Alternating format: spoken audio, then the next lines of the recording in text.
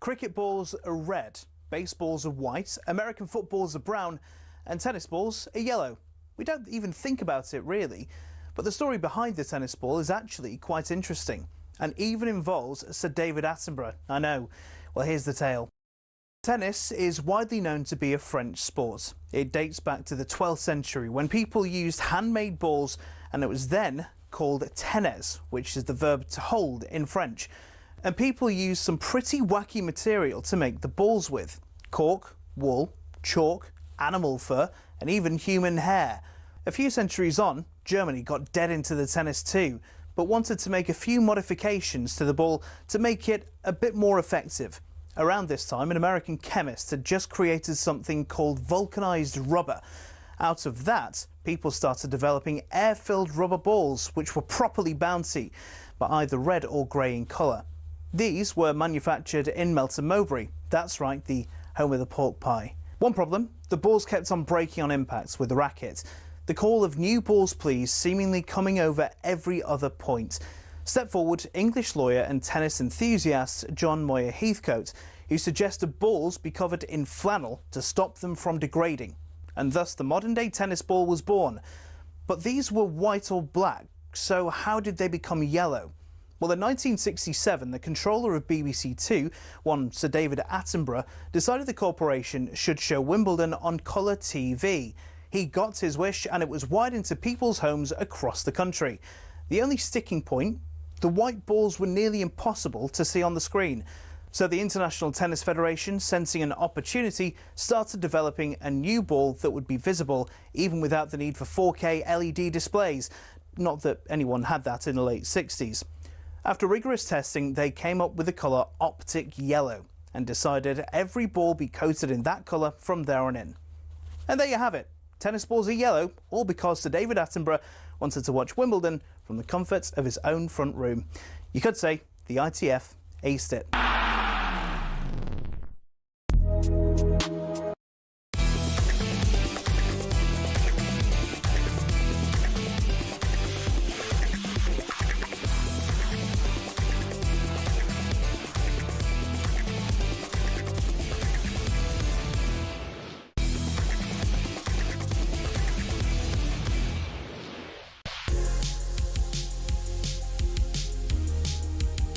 Good evening and welcome along. This is Kick-Off on talkSPORT with me, Natalie Sawyer, Danny Murphy and Darren Lewis as well. England are heading to the World Cup off the back of a perfect qualifying campaign. 8 games, 8 wins, 22 goals scored, none conceded. After Harry Kane's brace earned them their final win in Albania. We'll ask who's definitely starting, what places are still up for grabs, and also, does Thomas Tuchel have to win the World Cup to stay in the job? The Republic of Ireland did the unthinkable. They have qualified for a World Cup playoff place, beating Hungary 3-2 in Budapest last night. Troy Parrott, the man of the moment, 5 goals in 2 games to bring them back from the brink. We'll discuss that momentous occasion as it brings them a step closer to next year's finals. We'll also look ahead to Scotland's big game tomorrow at home to Denmark with the former Scotland midfielder Charlie Adam as they bid to win the group and head to the World Cup next summer as well. Conor Benn dominated from start to finish on Saturday night. Does that mean it's the end for Chris Eubank Jr.? We'll discuss that and loads more. You won't miss a thing with us here on Kick-Off on talkSPORT. How are you both, Danny and Darren? Well rested, well fed. Well fed.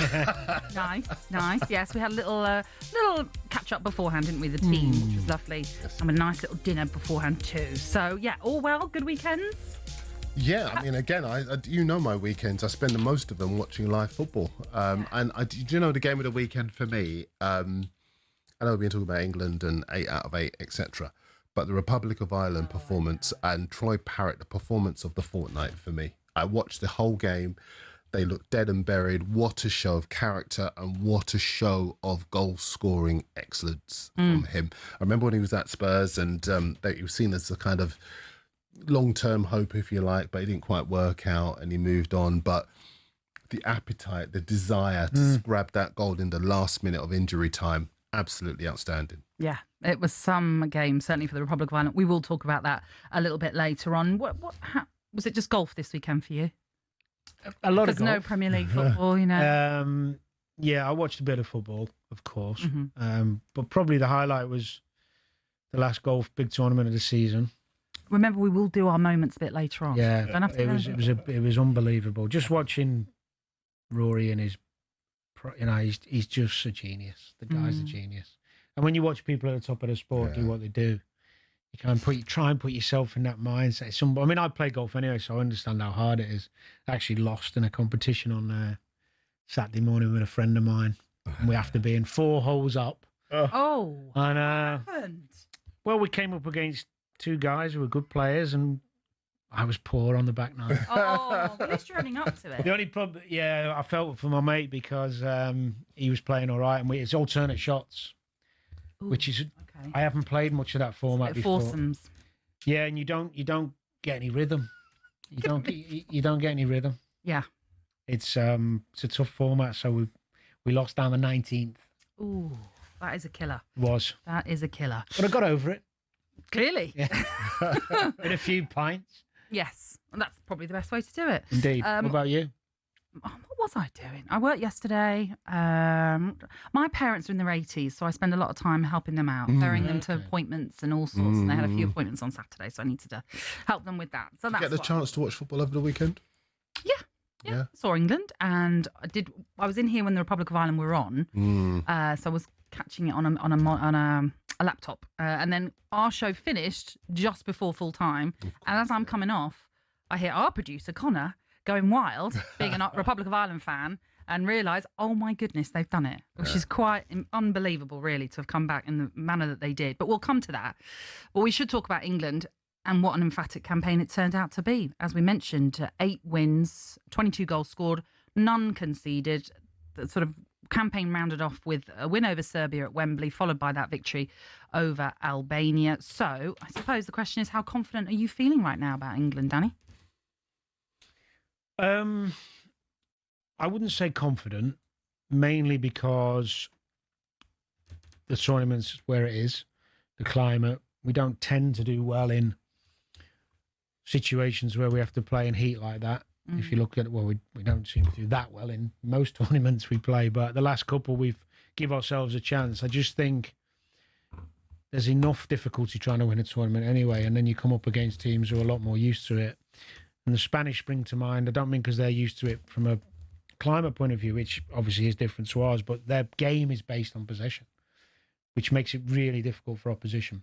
And I suppose the other thing, although the campaign's been great in terms of wins and not conceding, I suppose even at the weekend, it highlighted the reliance we have on Harry Kane. And that is a tad worrying, because even if he's physically fit, we know that after some long, hard seasons previously, he struggled to be himself in the tournaments, which is understandable when you're playing 50, 60 games. But he needs to be firing for us to have a chance to win in it. And at the moment, although we've got talent and players in forward areas, I don't know who else really we could rely on like we can him. Well, there is no one. I was thinking about this, and I was thinking about other countries. For example, could France win the World Cup without Mbappe?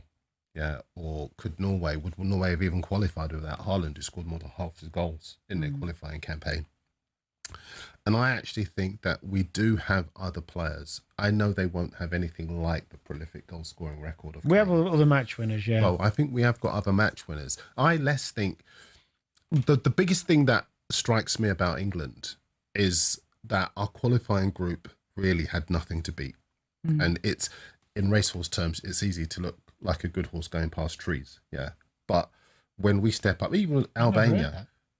Have you heard that one? Say it again. It's easy to look like a fast horse going past trees. No, I don't think I've heard it. You never heard that? That's because he just made it up. That's No, I promise you it's true. But the point being that if you look at our group, really and truly, 3-4 of the 5 teams, 3 of the 4 teams in our group, you would expect us to beat. Serbia were bitterly disappointing. They're nowhere near the vintage of old. And we did what we had to do. And if anything, the group stage shows me that it probably needs a kind of Champions League style reboot, because I don't think we were tested enough. Yeah. And what we've seen is that when there are teams with who can play with organisation and a low block, and like Albania did for much of the game where they frustrated us on Sunday. We do struggle. Well, the highest ranking team we've played in under Tuchel's reign, we lost, didn't we? There you go, Senegal. And this is my point. By the time when we get to the World Cup, by the time we get there, we need to play the higher caliber of team, and the results then might not necessarily be as good. And then we'll get to World Cup, and then if we listen, I remember when we got to the 2010 World Cup, and we had Slovenia, America. I can't remember who the other one was, but I remember that somebody did an acronym. Algeria? Algeria. EASY. Thank you, Al. Easy. Yeah. Because it seemed like an easy group. And you can work out what each letter stood for. But the thing about the group was that we were awful. I remember being at that World Cup and we stunk the place out. And this is the thing we can get. And before that World Cup, our record was terrific. Yeah. But the World Cup is a very, very different animal, and you cannot judge our performance at that tournament based on what our qualifying record is. Well, that's why the March friendlies will be really interesting, because we're yet to know who England are going to face, and they've got to pick opposition. All right there. As you adjust your armrest. Very loud. Actually, very humorous as well, because That's what you get for high quality furniture and a new. They're all brand new. if you're just listening, Dan went to kick back and he went far too far back. No, it was there. The armrest just went a bit crazy, but hey-ho. As I say, the March friendlies will be really interesting because they've got to pick opposition, as you say. Got to. Be tougher. And even when you get to the Euros, right, a lot of countries that people would take for granted, right? Sorry, Euros, the World Cup. The gap between lower ranked opposition and higher ranked is closing all the time. If you think, for example, about Italy, right? Italy were put out of the last World Cup playoff by North Macedonia. And this is a measure. They could go out again. They could go out again because the gap is closing all the time. Congo put Nigeria out of World Cup qualifying. That we take a lot for granted, and rightly so, because of the caliber of our players. But in reality, going for an easy group and doing well at the World Cup are two different things altogether. Well, look, let's hear from the England manager, Thomas Tuchel, who spoke to talkSPORT after that game in Albania about their unbeaten campaign. I'm proud of the players, what they did. We're proud of what we achieved together. It was 3 amazing camps, and the results prove it. And with clean sheets, I said it, you need always a bit of luck. And but the investment is key, and we did it as a team.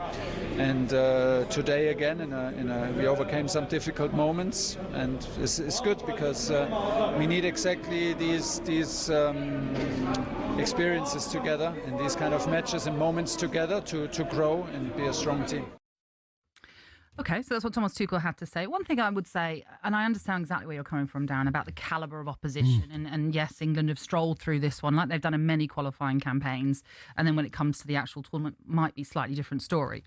But what's really interesting, I think, as well about this particular campaign, especially the last 2 games, when it was all done and dusted, we still saw a really professional display. It's as though these players... I'm not saying they didn't have this under Gareth Southgate, because it's probably the same thing as well, but they just have this standard that's been set. Every game, they still have to go out there and put in a performance. Yeah, but the majority of the games they play, they don't have to play anywhere near the max. And what helped them in the game in Albania was that Albania had a good go at them, left space, and the England players generally want to play against teams that come out and have a go. So it was actually not a bad watch. There was some good stuff in the game from both teams, and I think it's always the same for me. Whatever happens the year leading up is pretty irrelevant until you get a few weeks before and you know who's fit and you know how they're playing. Because even if you play in March a friendly against, let's say, best case scenario, Brazil and France or Brazil and Spain, those games will never be played with the same intensity as a tournament, and it's completely different weather, players at different stage in the season physically. Some of them might have a massive game at the weekend coming up, so you don't play with the same. It's a bit of a myth where people think, oh, well, if you beat France, the only problem is if you go and beat France and Brazil in 2 friendlies, everyone's going to think you're going to win the World Cup, but it just doesn't work that way. Football's not that way. So a month before, 3 weeks before, start seeing who's fit, who's playing well. then look at the other teams who's, because all of a sudden, let's just say the French lost Mbappe and Dembele to 2 injuries and they weren't going. They don't become a worry. They're less of a concern. Whereas if England lose Kane and Declan Rice, we're in a world of trouble, I think. So just have to wait and see. Yeah, I'd agree with that. And I think it's very understandable that the optimism would be high because of what we've shown. And I always think the timing of these games in November, whether they're friendlies or qualifiers, is so important because they set the tone for the way that we think about the national side for 3-4 months, before they play again. Interesting. We'll get to more of that because obviously Jude Bellingham has picked up a few headlines off the back of that win yesterday. We might talk about that. I also get Darren and Danny's take on who's definitely in, who has a fight on their hands, and maybe some other players also to look out for. You're listening into Kickoff on talkSPORT with Ladbrokes. It's 18 over gambleaware.org.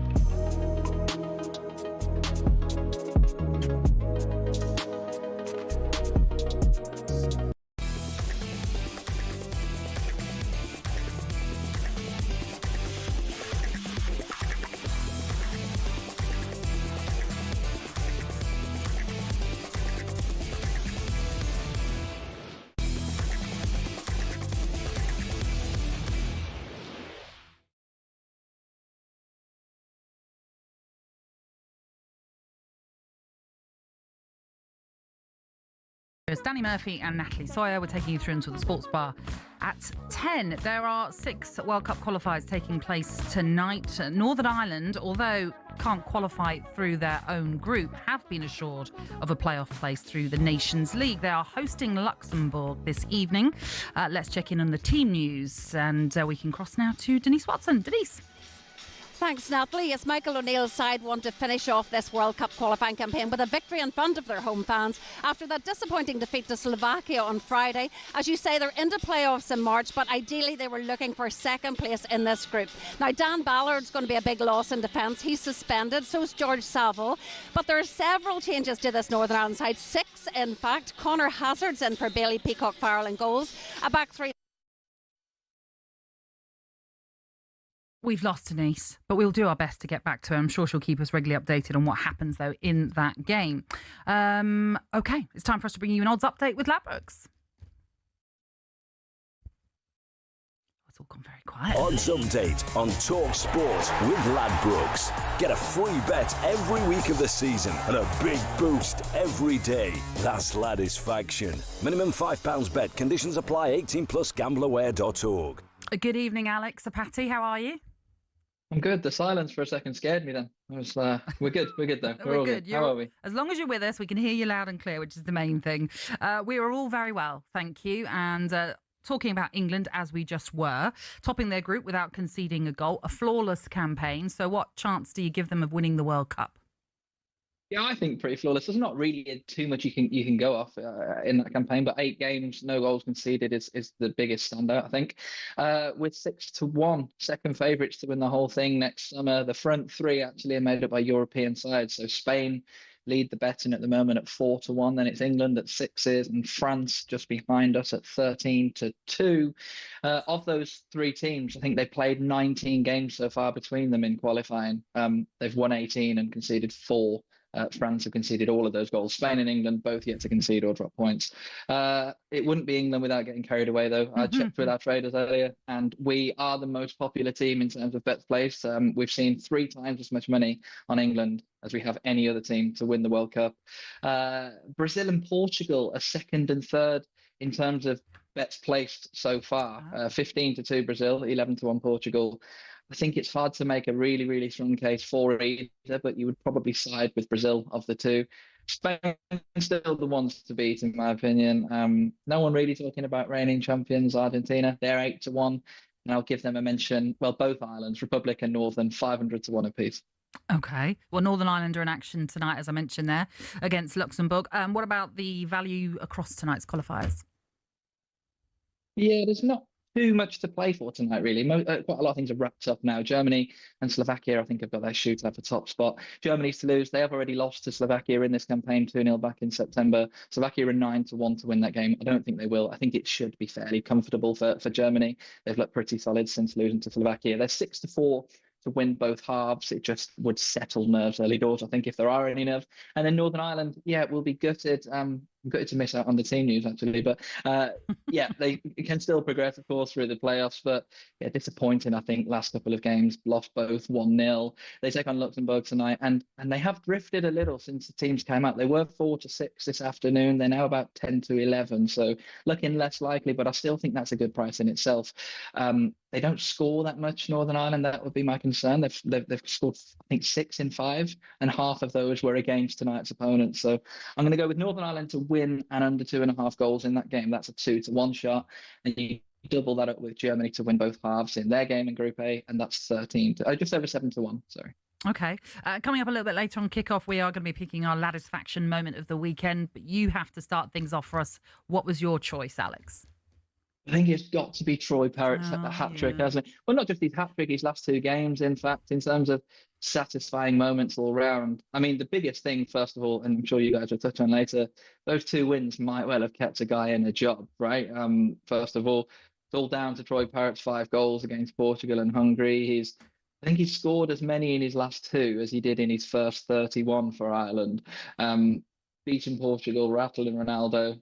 Going 2-1 down to Hungary, in Hungary, coming from behind in a must-win game is sensational stuff. I did a bit of digging earlier. He was 14, Troy Parrott, in Euro 2016. He was 12 when an Irish player last scored a competitive hat-trick. and he was 4 months old when Ireland last reached a World Cup proper. I don't think you'll find a more satisfying week than the one he's just had. They've still got a lot to do, Ireland, from here, but I mean, they were completely out of the running at one point yesterday, so I'm sure they'll take the hard work that's to come for sure. Indeed. Alex, thank you. Great to have you on. That was Alex's Ladisfaction moment then of the weekend. We'll be picking ours very shortly here on the show, our magic moments of the weekend. That's all thanks to Ladbrokes. It's 18 and over, gambleware.org. Odds update on talkSPORT with Ladbrokes. Get a free bet every week of the season and a big boost every day. That's Ladisfaction. Minimum £5 bet. Conditions apply. 18 plus gambleware.org.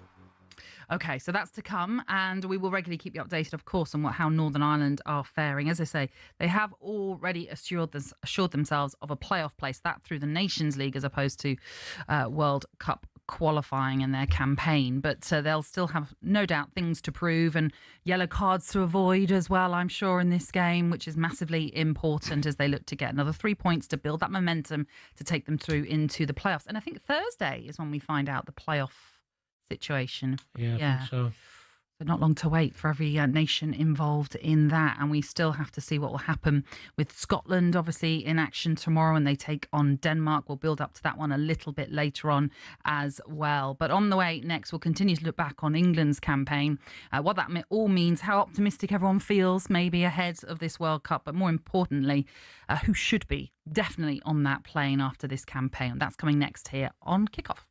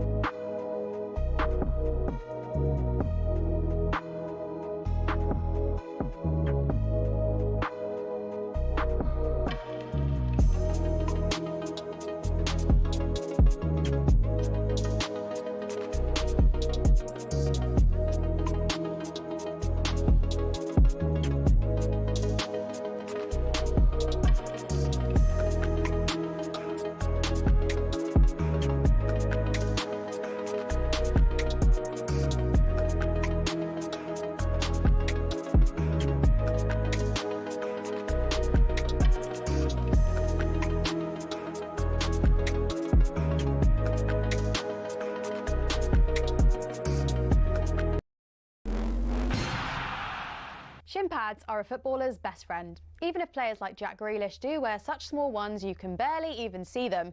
But what's the story with shin pads, and are there actually any rules on how big they should be? It all started with cricket, actually. Cricketers had been wearing shin pads since the 1700s. It was thanks to this guy that shin protection made its way over to football. Meet Samuel Widdowson. He was a cricketer and a footballer. He played for Nottingham Forest back in the late 1800s, and he wanted a way to protect his legs from nasty tackles. Naturally, his mind drifted to his other favourite sport, where players had been wearing these pads for a century. Story goes, Widdowson cut up his cricket pads and popped them on before taking to the footy pitch.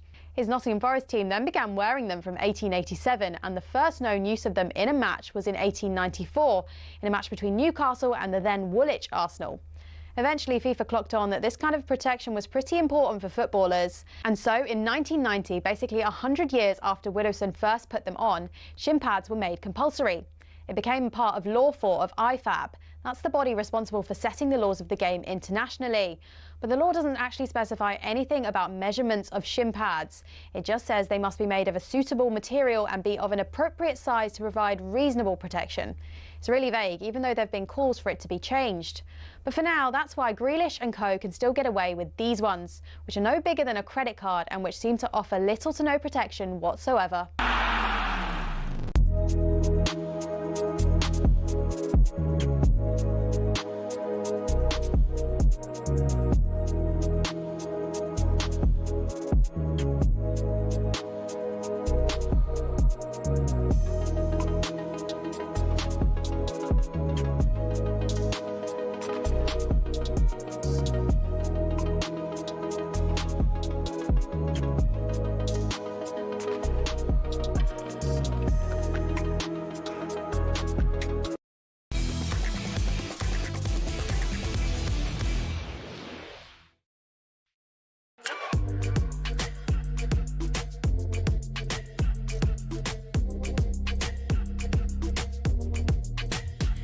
This is talkSPORT, this is Kickoff, and we're with you until 10 this evening. It's Danny Murphy, Darren Lewis and Natalie Sawyer with you right now, and we're centring on England once more. Before we get Darren and Danny's take then on the squad and who they feel has already cemented their places, let's start with one of the questions that's been on everyone's lips, really, is that who starts at number 10? Adrian Durham gave us his thoughts on the matter. I would say Morgan Rogers just about holds it at the moment. Me personally, I would prefer Jude Bellingham to have the shirt. I think he's just a far better player. I love Morgan Rogers. He hasn't done anything wrong. I think Cole Palmer's struggling to get on the plane, if I'm honest. I've thought this for a while now. He's played 64 minutes under Thomas Tuchel, and he was terrible, as was everybody else, in the away 1-0 win against Andorra. That's all Thomas Tuchel's seen of him. So if it's picked tomorrow, the squad, obviously it isn't, but if it was picked tomorrow, Cole Palmer doesn't get in. Even if he gets back fit, he's still got a bit to prove come those March friendlies. So he's not been part of the group, and he's big on the group being together. Thomas Tuchel, I think we'd all agree that's a good thing. And he hasn't seen him play. In the back end of last season, Cole Palmer wasn't great. He has flashes, he has moments. I'm not convinced he's going to be at the World Cup. I think Phil Foden is way ahead of him. OK, so that's what Adrian Durham had to say about Cole Palmer. Do you agree? Is he way off it when it comes to selection? And I know he's injured, so it's in some way a bit harsh. But It's not even an opinion, it's factual, isn't it? He's way off it because he's not played. So he can't be considered at the moment. Cole Palmer at his best goes, for sure. Cole Palmer at his best is, he'd be competing with Jude Bellingham ahead of Rodgers. Both of them would be ahead of Morgan Rogers. That's not to say Morgan Rogers isn't a super talent and done really well since he's been given the role in the England team. He has. He's grasped it. He's had moments of brilliance. They've won the games he's played in, but Bellingham fully fit, Cole Palmer fully fit against equal opposition would have had bigger impact, if not bigger, the same, because they're playing against such inferior opposition. Ultimately, if they're all at it, Bellingham plays. He's an unbelievable footballer who has done things at his age other young players have never got near to doing, and he's turned up for England on the big stage. If you think back to the last tournament, the goals, the moments, and every time I watch England, he's the one who's leading the team. He's got tenacity, he's got athleticism, fire in his belly, the passion. I remember him going mental in a friendly when I think it was the game they might have even lost. But he was at it. He plays every game like that. And I think when you think back of the best players of the young players when they come in, Gerrard, Rooney, that type, they all played the same way. They're all on the edge. And if you want Bellingham, like some people do, I've been listening to in the last few days or weeks, you know, if you want him to curb that and be a perfect role model and behave, but you're going to lose something. You know, they just don't understand it. That's how the best players play. That, you get exceptions to the rule. You know, Messi's an exception to the rule. He doesn't have that silliness, if you like, or that over-the-top anger or frustration when things don't go his way. He's always been able to somehow stay above that. But the rest of them, they've nearly all played on the edge. So anyone calling for him to be punished or frowned upon or looked upon different or badly because of that side of him, because he cares when he gets brought off, because he gets angry when things don't go well, or he misses chances, or he doesn't impact the game like he wants to. I mean, you won 11 of them. You won 11 Jude Bellinghams. We have a better chance of winning the World Cup if he's starting. Not forget going in the squad. He's got to play him. Okay. Do you agree then, Darren? And what do you make of some of the reaction to the apparent shrugging and being unhappy being substituted? I don't. I mean, some of the reaction, it's not really come from that many quarters. No. And I think the majority of people understand that Jude Bellingham is a winner, a serial winner, a generational talent, a game changer, a scorer of big goals, a big game player.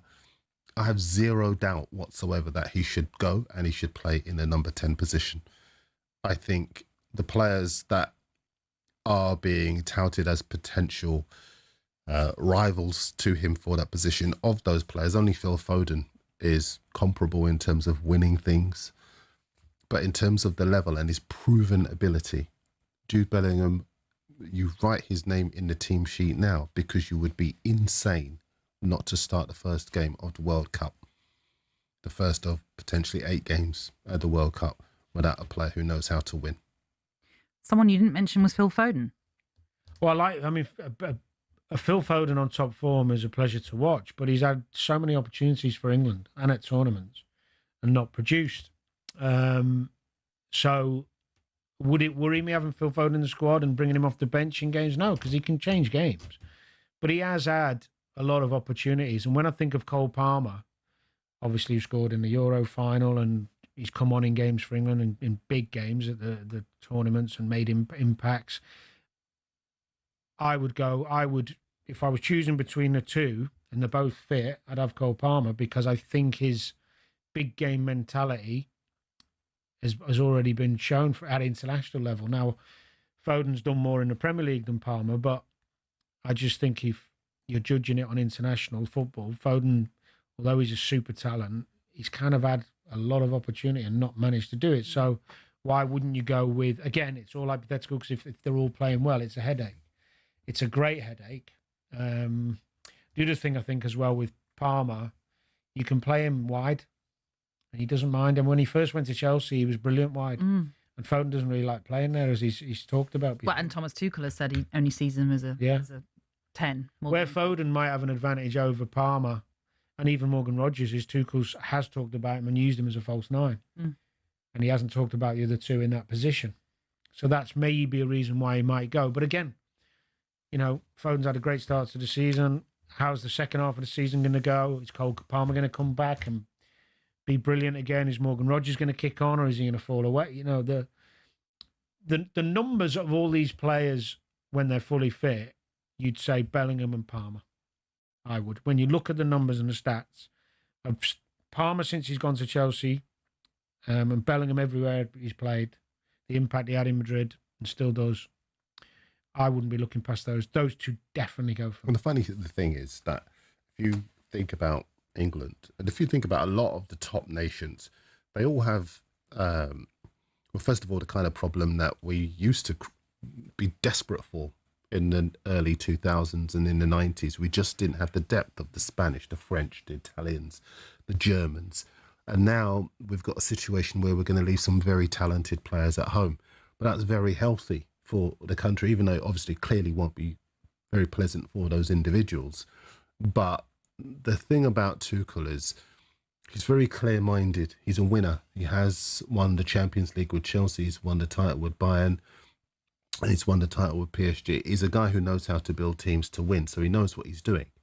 And I think sometimes because we get so hung up on things that don't matter, we allow the wood to kind of obscure our view of the tree, being way too philosophical today. That Indian food. When the seagulls follow the trawler. Oh, fabulous.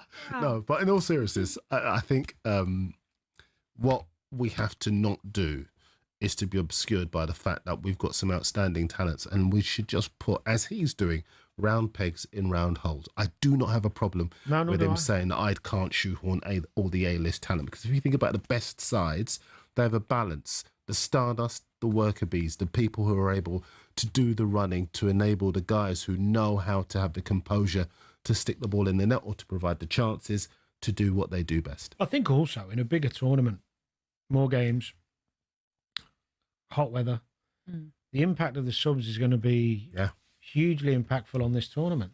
The team that wins it will look back on moments where the subs change games. Absolutely. And we've seen it actually in tournaments recently. I mean, a lot of tournaments. I remember the Italians, of course, when they won it here, the Euros that was, they won it because of the subs. I mean, I was at the Spanish game semi-final. I did it, worked on it. Spain were absolutely on top of them. And he made about 3 or 4 subs, and some of them you wouldn't think he should have made because they were some of his better players.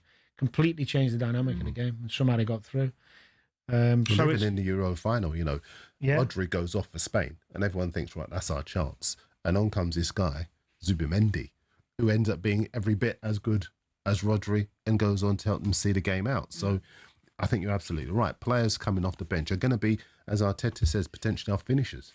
Yeah. Or as Tuchel likes to now call it, the bomb squad, doesn't he? Is that what he called it? He called it the bomb squad, which is kind of the rugby side of things. The bomb squad is a name that we used to give. So the bomb squad was normally the lads who have to set up the team against the first team or go out and train the day after a game.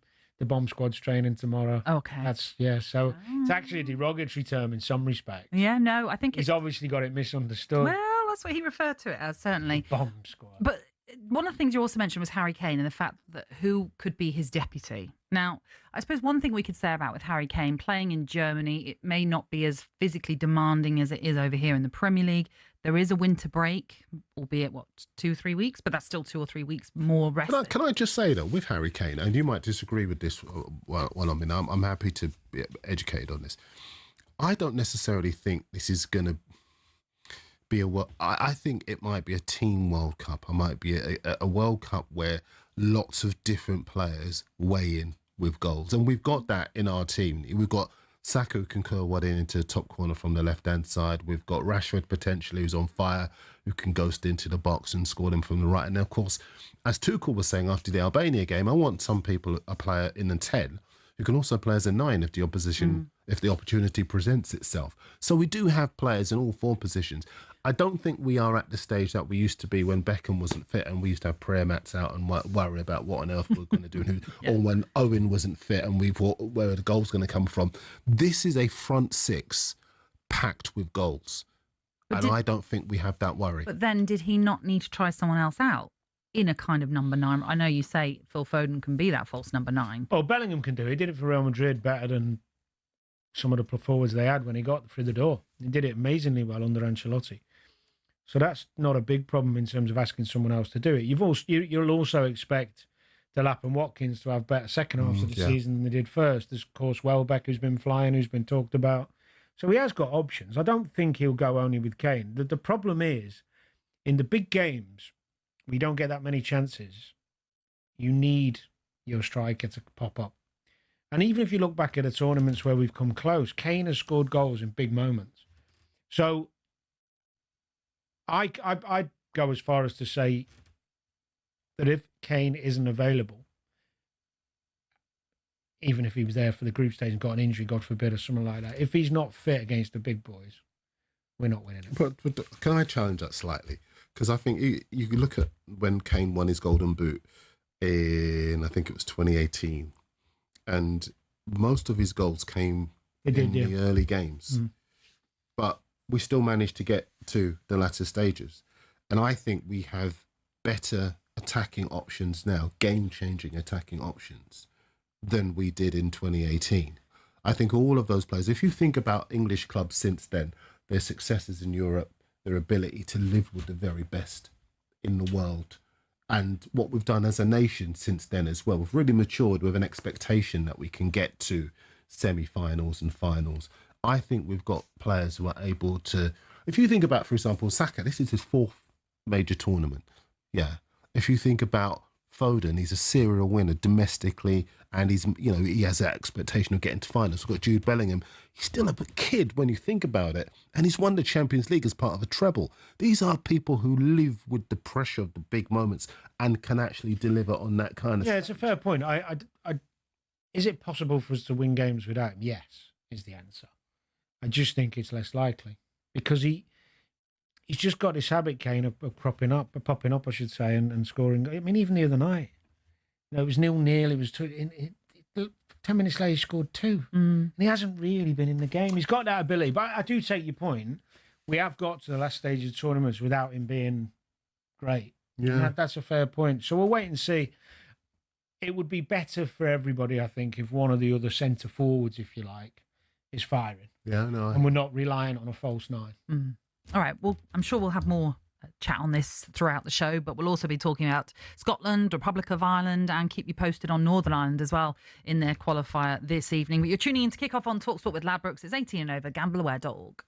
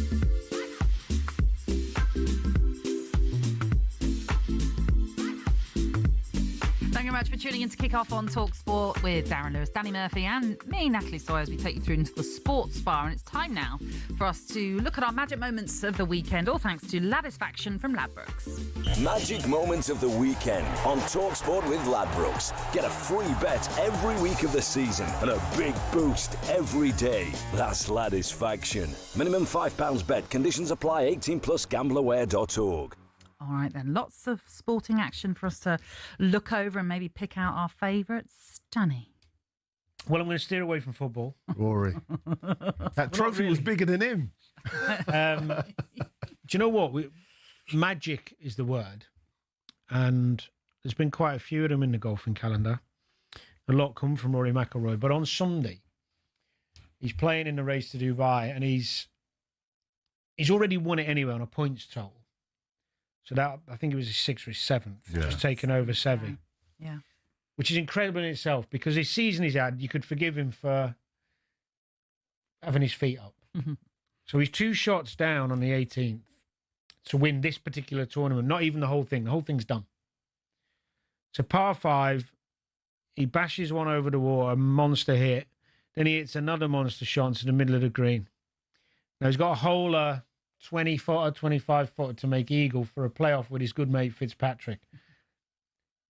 Now, the amazing thing about this is he had a similar thing in Ireland recently. I don't know if you saw it in front of his home people at the Irish Open, where the crowds were just ridiculous. And he was two back in that and made eagle on the 18th to take it to a playoff, then won.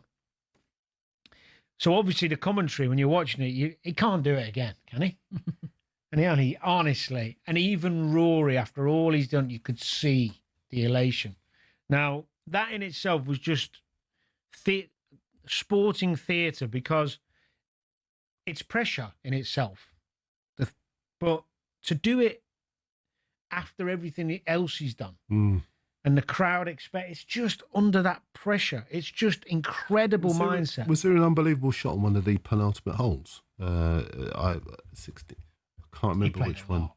Yeah, he played a lot of unbelievable shots, but the putt was just incredible. The irony was, it's the first playoff he's lost. So his good mate Matt Fitzpatrick won it, which is a great story in itself. I wouldn't say magical, but it's a brilliant story because he fell off a cliff, really. Don't mean literally.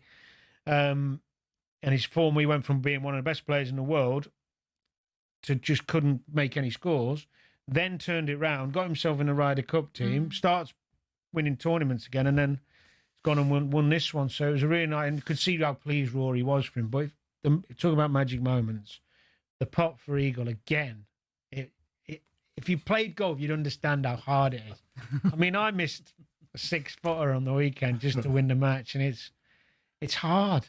But he makes it look easy. Yeah. Well, that's why he's professional. But he's more than a professional. He's one of the greatest ever. Does it feel a long way away from the times when they used to call him the bridesmaid? Because he was always sort of a nearly man and in danger of being written off. And he's just suddenly, once he turned that particular corner, that was it. He was just he's always won loads and loads and loads of tournaments, and he'd won a lot of the majors early in his career. So the big thing, the noose around his neck, well, the burden he was carrying was not being able to win the Masters, as you know. And when he won that, it's kind of like the weight of the world must have fallen away. And then he then got the real recognition he deserves to do it so many years later. But it's not just what he's done in the Masters. He's won 4 or 5 big tournaments this season, and in unbelievable style. And to win the race to Dubai again, where he doesn't even play every tournament, by the way, because he's mixing the European Tour with the PGA Tour. The level of golf is just incredible. Just the last one for me on this. As a sportsman, how hard is it to retain your hunger? Because the only player that comes to mind when, as you say that, is somebody like a Roy Keane. I read in his autobiography, we said, some players were getting ready to party and whatever, and I'm thinking about the next tournament already. It's a special kind of sportsman that can retain the single-mindedness and the drive to be able to, as you say, maintain that consistency. Well, the best example in football, probably Messi and Ronaldo, to be honest. Yeah. The levels they continue to achieve over a period of years after so much success is beyond my comprehension. I found it hard at times when you've had a good season, even remotely decent season where you've had some praise and some plaudits to kick on. You kind of get comfortable a little bit. Oh, I'm good now. You don't mean to. And that's where you need good people around you and an inner drive to maintain your levels and stay at the top, play in the Prem and try and be a good player at that level. It's different levels for different people. I mean, just because Rory's winning everything doesn't mean there aren't other people on the PGA Tour who aren't, with that same mindset of I'm going to be the best version I can be. And I mean, Justin Rose. Justin Rose hasn't won, I think he's won one major in his whole career, but he's been in the top 50 in the world. In the world of golf, top 50 for 20 years. That's incredible. And he's 45 and in the top 10 again on the weekend. Insane. And he's got millions. Darren, you've been asking all these questions. We need to get you to your moment. I've got my moment as well. So what's yours? All right, I'm going to go for the 95th minute of the Republic of Ireland game because Troy Parrott's goal is timing to meet that ball into the 6-yard box, his desire, and also his tears afterwards. It was such a moving interview. I mean, it was spill your dinner type stuff watching it in the first place because it was just incredible. Spill your pint. Yeah, exactly. Because they just looked dead and buried with 10 minutes to go. Hungary not only was seeing the game out, but they were diving all over the place. And I actually think if they'd have played some football, they could have gone and scored another goal, maybe. It was a great moment. But it was a fantastic moment for him. And I think it was almost a coming of age of him as a player. It would not surprise me if we start to see him talked about in terms of some bigger teams. All right. Well, we'll talk a little bit more about the Republic of Ireland shortly, but I'm going to quickly just take you to Twickenham and how England came from behind to beat New Zealand. They don't beat the All Blacks very often. I think it was just the 9th time in their 120-year rivalry. But to do it when you're building up to a World Cup, which I know is not until 2027, but that's just one of those statement victories that under Steve Borthwick's 3-year reign as well, that I think just goes down as a pretty emphatic one as well.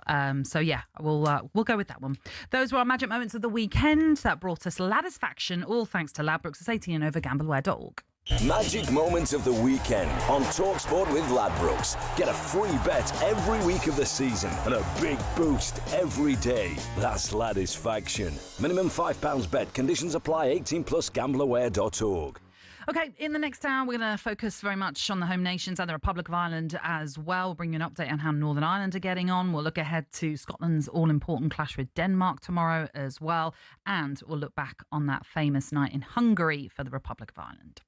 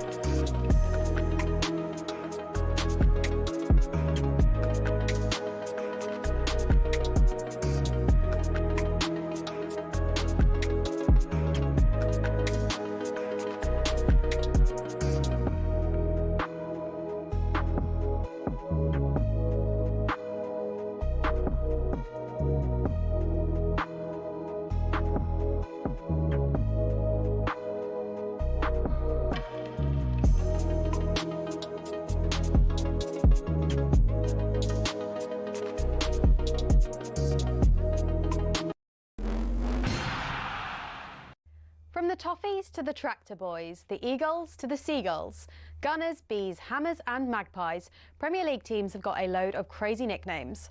Ever wondered where they came from? Let's start with Everton. They're dubbed the Toffees, but why? Well, because when the club was formed, just down the road there were two local toffee shops. Ye Ancient Everton Toffee House and Mother Noblet's Toffee Shop were big fan favourites. Next, they say if you can't beat 'em, join 'em, and that's exactly what Ipswich Town did when it came to their nickname. The term Tractor Boys used to be chanted by their opponents as a way of putting the team down for their farming background. But during one game back in the late 90s, Ipswich were 1-0 up and they decided to flip the script. 1-0 to the Tractor Boys, they sang, and a new nickname was born. Let's head to Leicester, famous for more than just a red, well, orangey cheese and Jamie Vardy. Leicestershire's also the birthplace of fox hunting, hence the Foxes. Next up, turns out apples are not the only fruit that don't fall far from the tree. Bournemouth's nickname, the Cherries, comes from the fact the club's stadium was originally built right next to a bunch of cherry orchards. This next story actually involves two club nicknames. It started with Crystal Palace. They were having an absolute nightmare run back in the early 70s. They'd been relegated after a terrible spell and manager Malcolm Allison decided enough was enough.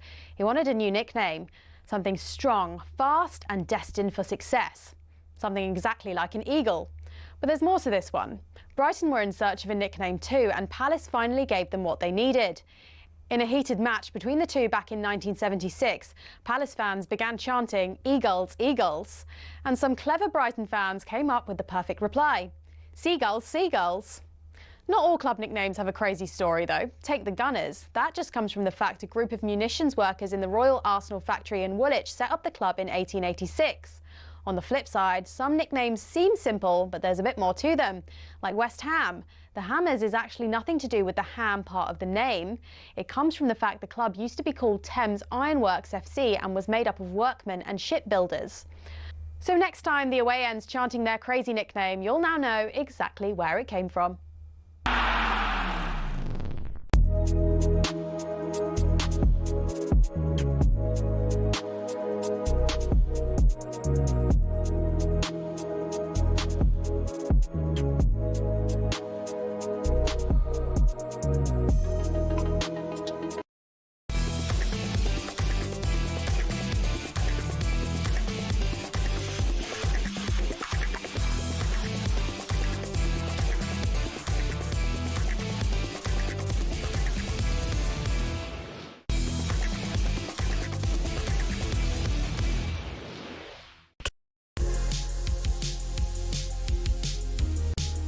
Good evening, this is Kickoff. Thank you very much for tuning in this Monday evening. I'm Natalie Sawyer, and alongside me it's Danny Murphy and Darren Lewis. We've already been chatting a fair bit on England as they prepare now for the World Cup next summer. And interestingly, Thomas Tuchel, speaking to Faye Carruthers, our England correspondent yesterday, he was saying how he was really disappointed that the international break has now come to an end. He wanted to carry on working with this England squad so much he was enjoying it. And is perhaps not happy that he has to wait until March for the next time that he gets to meet up with his players. But that is the way it is. In the meantime, there will be playoffs to be played in that March international break. And the Republic of Ireland will be in that after their famous victory over Hungary last night. Or yesterday, I should say. And it all came down to Troy Parrott's hat-trick that earned them the victory in Budapest. And if you recall, it was a 96th minute winner that sealed it for Ireland as well. So I'm sure there were great celebrations in Ireland after that victory, but they still have to get through the playoffs to ensure that they make their way into next year's World Cup. Before we get the take of Danny and Darren, let's hear from the former Republic of Ireland midfielder Stephen Hunt, who, speaking on the Breakfast Show earlier, spoke about the Republic of Ireland coach Jaime Helgrimsson and said he deserves praise for turning the side's fortunes around. When you're going bad and you're going wrong, especially in Ireland, the small, the press do come for you. And 3-4 games ago, the guy held his head high with dignity. He took the criticism on the chin, didn't bite back to the people that wanted a reaction. And now, thankfully, I think, listen, he's got Paddy McCarthy, John O'Shea, who are very experienced, very calm, level-headed guys, and would have warned the manager what the press can be like when it goes wrong. So for him to conduct himself in the right way, I'm delighted for him and his staff. And I tell you what, it was not an easy campaign. They didn't start the campaign very well. In fact, they didn't win any of their first 3 games. So at one stage, it looked as though they were down and out, but turned it around, have had a superb November international break after their 2-0 win over Portugal, set them up brilliantly for this game in Hungary yesterday, which was a winner-takes-all, but an all-or-nothing, really, for the Republic of Ireland, because a draw would have been enough for Hungary to see them through. And as I say, it ended up being a late winner that sealed the deal for the Republic of Ireland. It's one of those kind of fairy tales, Danny, as long as they now get the job done, of course. Well, even if they didn't, it'll be remembered forever. Yes, because last-minute winners are the best feeling in football. And for the lad to actually not just score it, but be the third of a hat-trick, he won't have slept last night. Oh. But you know what? It's kind of put the other result against Portugal under a carpet, which it shouldn't be, because he scored 2 in that one against better opposition. You know, it's 5 goals in 2 games, arguably in 2 of the biggest games for Republic of Ireland in many, many years. And just looking at his numbers, actually, because he plays for AZ Alkmaar, and he's got 13 in 14 this season. So he's obviously full of confidence. And they'll fear no one in the playoffs. Yeah. You know, it's not a there's not a lot of teams in there who you can look at and think, oh, we can't beat them, because they've just beaten one of the favourites for the World Cup in Portugal. A lot of people fancy Portugal to go there and do well. And I think a lot of the teams in the playoffs are there because their campaigns have been poor. Oh, yeah. They're being complacent, they're being disorganised, they've been defensively poor. And I think the character and the organisation that the Republic have, and that drive to go all the way to the line, they know that they don't have the sort of stardust in their squad, but they've got that willingness to work hard for Hallgrimsson. And I think that could give them a real edge, regardless of who they do draw in the playoff. And I think if you've got a goal scorer at the moment, right now, across European football, they are worth their weight in gold. And that's what Troy Parrott is showing that he is. Yeah, I mean, as you say, 5 goals in 2 games is pretty emphatic, isn't it? I expected them to get no points from these 2 games. Ronaldo is obviously a force of nature, as we all know, and he's flying with Portugal. And then to go to Hungary and win, I just couldn't see it. So to get those goals, to score 5 goals, particularly 2 without reply against Portugal, that was something in the first place. But then to come from 2 goals down against Hungary, 2-1 down against Hungary, oh my word. Remember, of course, you've got to win 2 playoffs as well to get to this. You've got an initial playoff and then a secondary one, which makes it even tougher. And that's why home draws will be massively important in these playoffs. But Republic of Ireland will have to wait, I think, to find out exactly which pot they're going to be in, because it all comes down to your world ranking. But you know, Hallgrimsson hasn't lost a single home game, competitive game, in charge of Iceland or the Republic of Ireland. Wow. And that gives them a really good, if they get that home draw, that could be massive for them. Well, I mean, I think because they're one-off ties as well, so they are massive that you have a home draw. But as I say, it will all come down to what pot Ireland are placed in. We know Northern Ireland will be there. Scotland might be, although Scotland could go through if they win tomorrow night against Denmark. It's going to be massive. We'll be speaking to Charlie Adam about it a little bit later on. And likewise, Northern Ireland, as I mentioned, they're going to be in the playoffs. And Wales could be, but again, it all comes down to what happens in their final qualifying game. But they're simply assured of that, a playoff spot. So we could end up with all the home nations going through and Ireland, which would be unbelievable. It'd be phenomenal. I think, like many people, love to see it, mainly because it's not just that you're familiar with the players. I think the level of support our nations get when they go to tournaments. I mean, can you imagine how many Irish in America anyway? Yes, yeah. So I hope they do, but it's going to be challenging because the pressure of those games is huge, and they're coming up against equal teams, if you like, not teams you should be scared of, but games that will go, could go either way. But I'm very much of the opinion that the tournament is better with our home nations in it, for sure. They could all not go, though. That's the worry. I know. The one that I really, Glass half empty and all that. I want them all to go. I like Craig Bellamy. I'm a big Craig Bellamy. Absolutely. I think he speaks so well. He shows fantastic leadership. They are a side that for so long, obviously, were galvanised by Gareth Bale. And lots of people were like, once he's gone, that's it. You're going to go back to not having that stardust. But he's really, you know, I don't know, you know him well, right? Not that well, but I've spent time with him, and I think the transformation of him from player to manager has been huge. Been through a lot in his life. I think he's got a real sense of purpose, and his priorities I like. He understands that it's just football. And so because it's just football, he still cares and loves his country, but he's going to let them play free. Yes. And they're going to try and win games. And sometimes to the detriment, you know, there's times where you have to be more pragmatic and stuff, but he's not having it. He believes in the players. He lets them go and express themselves.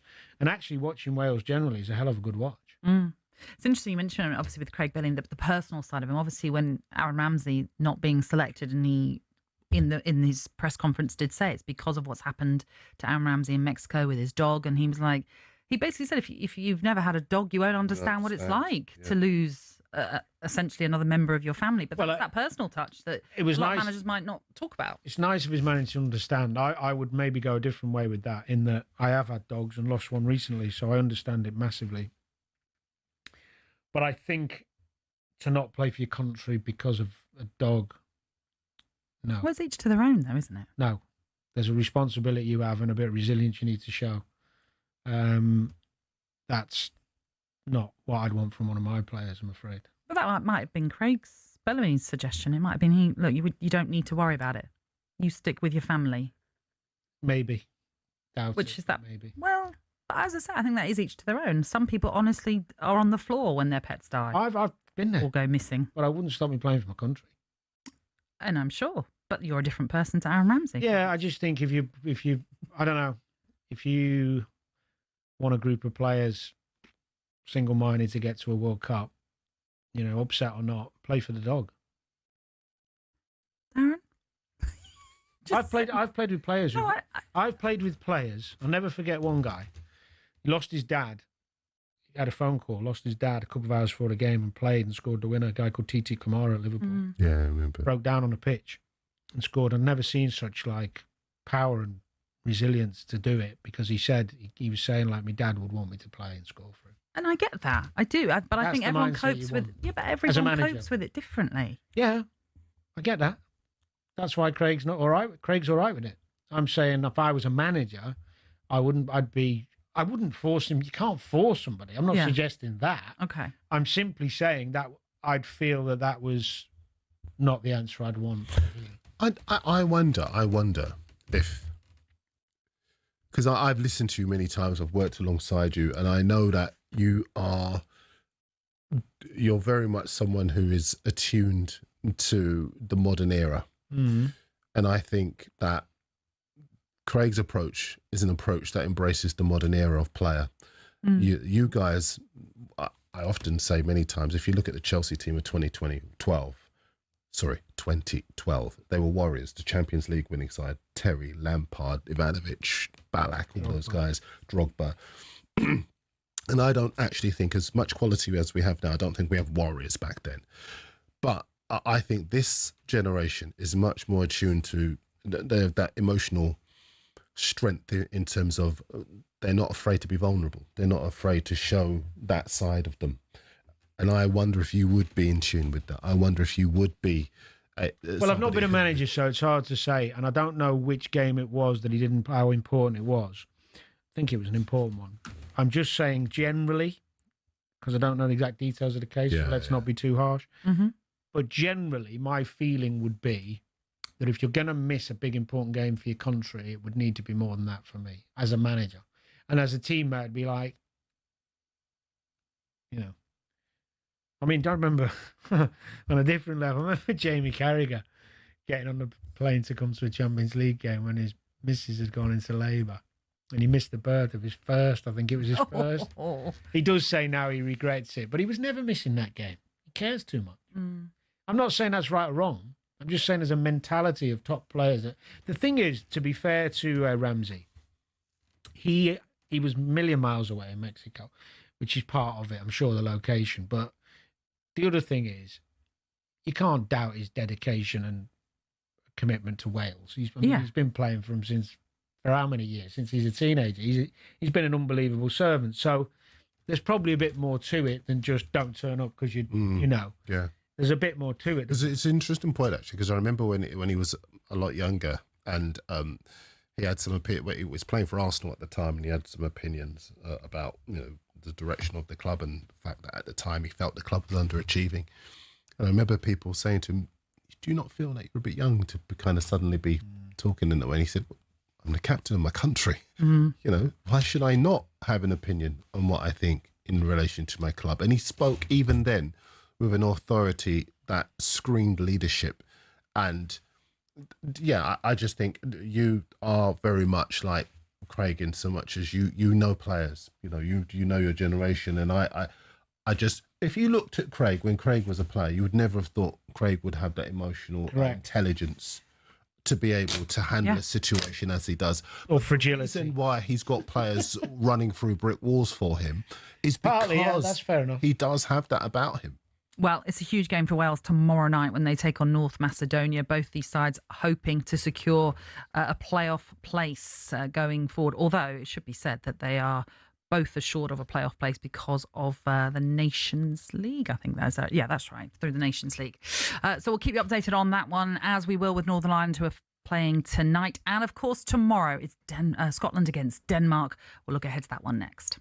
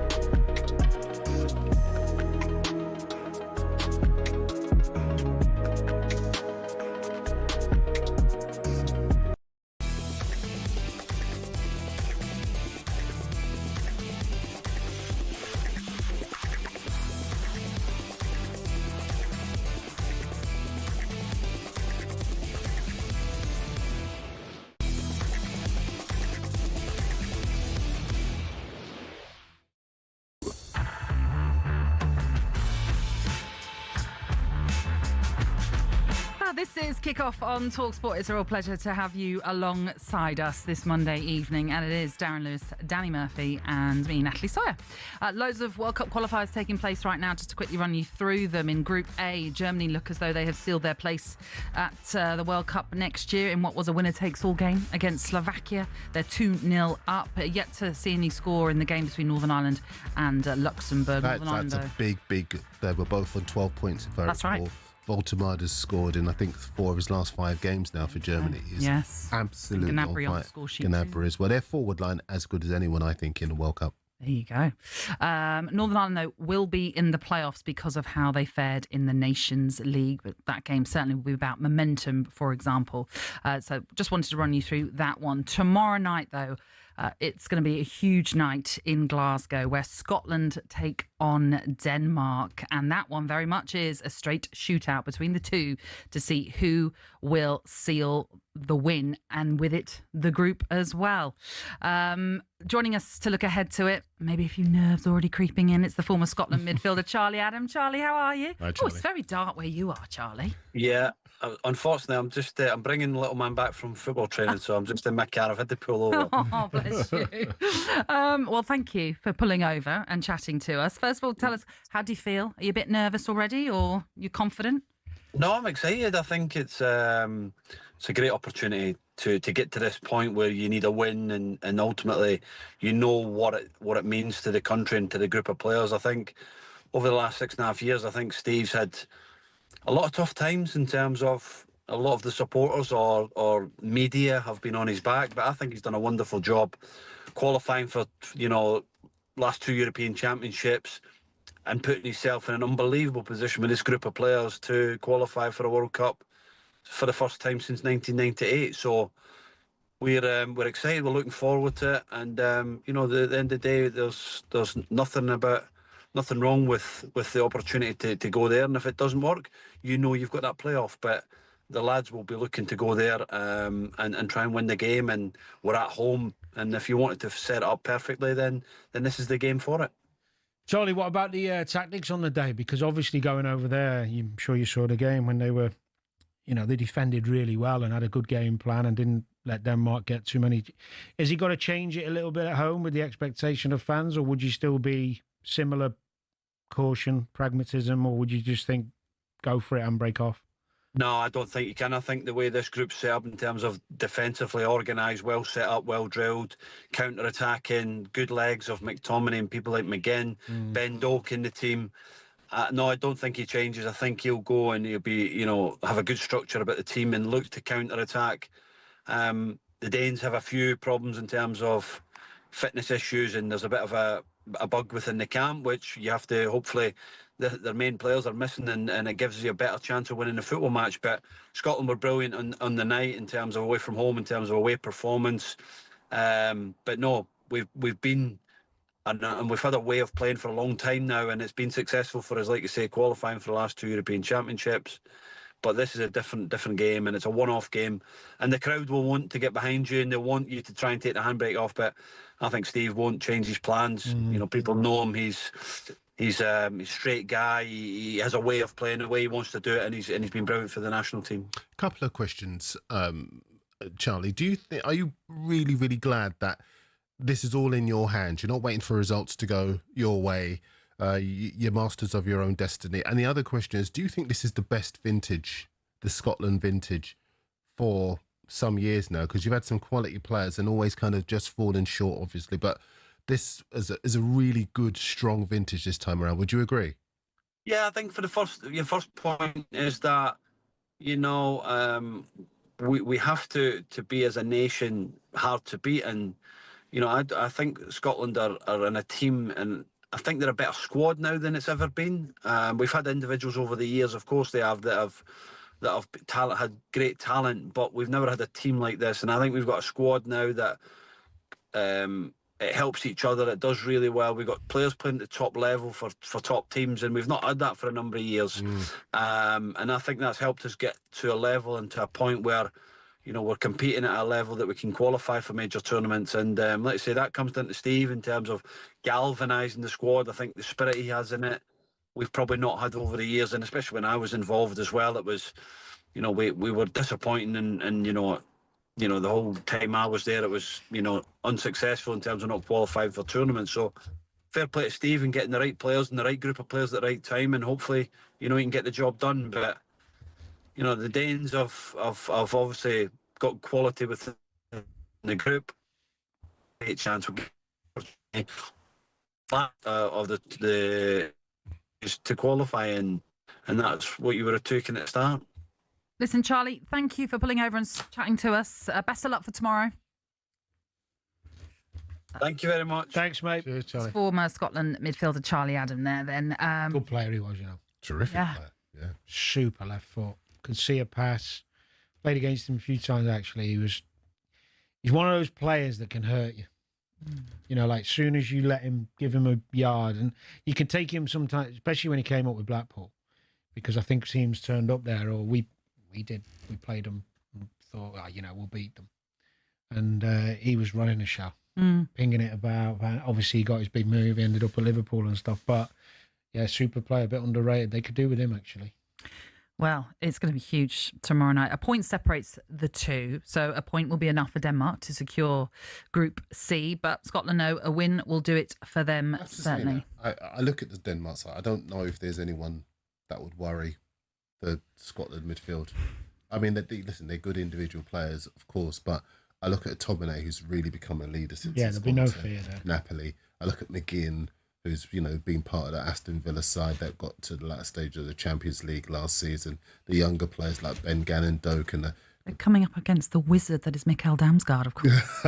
Listen, he is a danger. It is a danger. He scored the other night. Player, exactly. I don't think they. When you think about the players that the likes of McTominay and that have come up against over the past couple, you know, the belief that he would have got from Conte as well, that he is a world-class player now. I think that is the stage is there for. I can see them going ahead through a well-timed McTominay goal, and then suddenly holding on to that lead, defending it out, catching them on the break, scoring again, 2-0, job done. Well, there were boos in the future now. I know. Yeah, absolutely. Get some lottery numbers. Match report. There were boos as well after Denmark's draw with Belarus last time out, in which they were 2-1 down and scored in the 79th minute to level things up. But there were boos, and there's a sickness bug as well going through the Denmark campaign. Good news, isn't it? Oh, camp even. See, these are the little fine margins that can help Scotland to victory tomorrow night. You'll find out how they'll fare, of course, with us here on talkSPORT. Now you're tuning in to kick off with Ladbrokes. It's 18 and over, gambleware.org.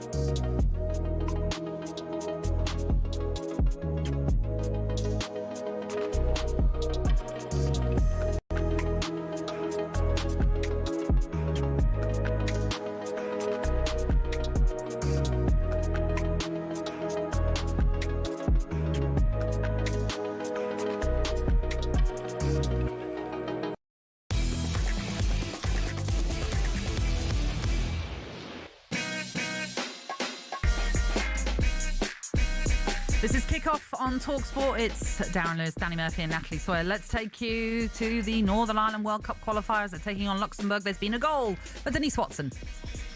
Thanks, Natalie. Yes, they've just blown for half-time here, but it's Northern Ireland 1, Luxembourg 0. The goal coming from a penalty on 43 minutes. Jamie Donnelly converting the spot kick. The referee had gone, it took him a few minutes, he had to go check VAR. Luxembourg's Christopher Martins had caught Kieran Brown and brought him down. So we've just, actually the whistle's just gone here at half-time at Windsor Park. It's Northern Ireland 1, Luxembourg 0.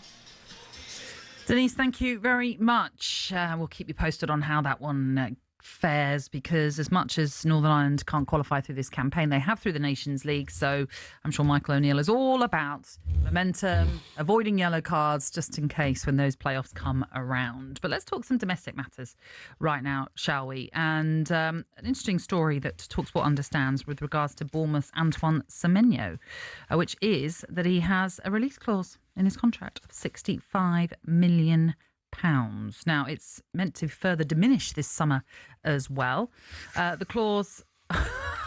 it's like we're in Panto. Ooh, it's Panto season. I haven't been to Panto for years. No, me neither. I thought you were going to go, oh, no, he doesn't. There you go. I'm better than that. Are you? So, Antoine Semenyo, if clubs are now knowing about this clause, which I assume they're allowed to know, unlike the Morgan Gibbs-White one. Well, the clubs will always know about every clause with every player because the agent will quickly... Yeah, but technically the reason he didn't leave, as we all know, is Forrest said that should never have been revealed. Why are you making that face? No, I think the reason he didn't leave is because the owner wouldn't let him, and he rewarded him with a nice big contract to soften the blow. True. I don't think it was anything to do with that getting... They might have used that. No, that's... Okay, yeah, but that was what was said. Semenyo... very picky. Definitely should not be allowed to go out before we come on air. It's been a long day, actually.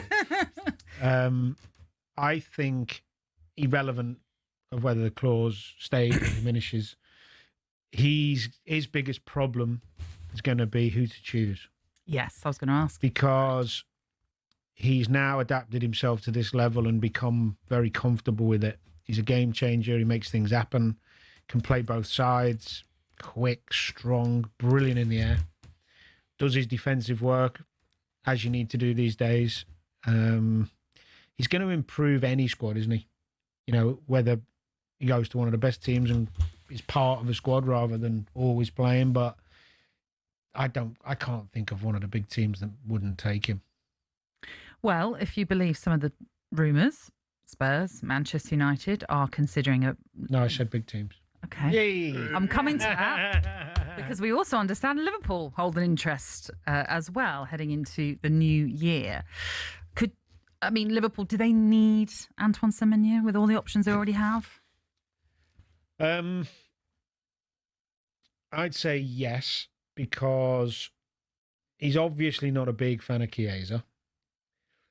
The strength of Liverpool last year really, Diaz, who played a lot of games centre forward, but Diaz played his best stuff off the left, and they didn't really replace him. Jota could play wide on occasion when he needed to. And if you're thinking about Salah and you're thinking right side long term, Semenyo's equally happy on the right as he is on the left. You've got African nations coming up if you wanted to try and get him in January. Chiesa can play on the right and Frimpong can, but I don't think Slot fancies either of them to play that position. I may be wrong with Frimpong. Maybe we've seen him play there once, and he struggled a bit on the night when he played there. So, do they need him? Yes. They could certainly, he'd enhance their forward line for sure. And I'm just trying to think of the other big teams. Of course, United would need him. Could be an attractive one for him because he probably feels like he could maybe get in a team. Arsenal, question mark, because you've got Saka Madueke, who they're very happy with. I think most Arsenal fans would think he could push for a place on the left wing with Martinelli and Trossard. But are we going to see Eze play more on the left when Odegaard's fit? Is it too many options? I think it might be. So might be no for Arsenal. City, I think.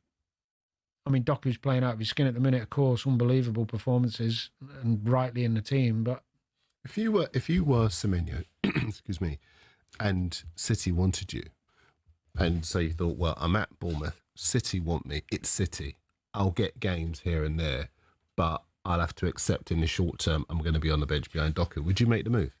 No, because I think he probably has huge belief in himself that he can play in any of the teams, and I think it would come down to the sell of the manager. Now, a lot of players don't necessarily move to a club because of what the manager says. There's other factors: location, wages, family, all different things. But when you're going to have a choice like he has, I think the money will probably be pretty equal at the bigger clubs. It's going to be which manager makes him feel special, which manager sells him not the project, sells him the dream for him. So, because all players we all had egos.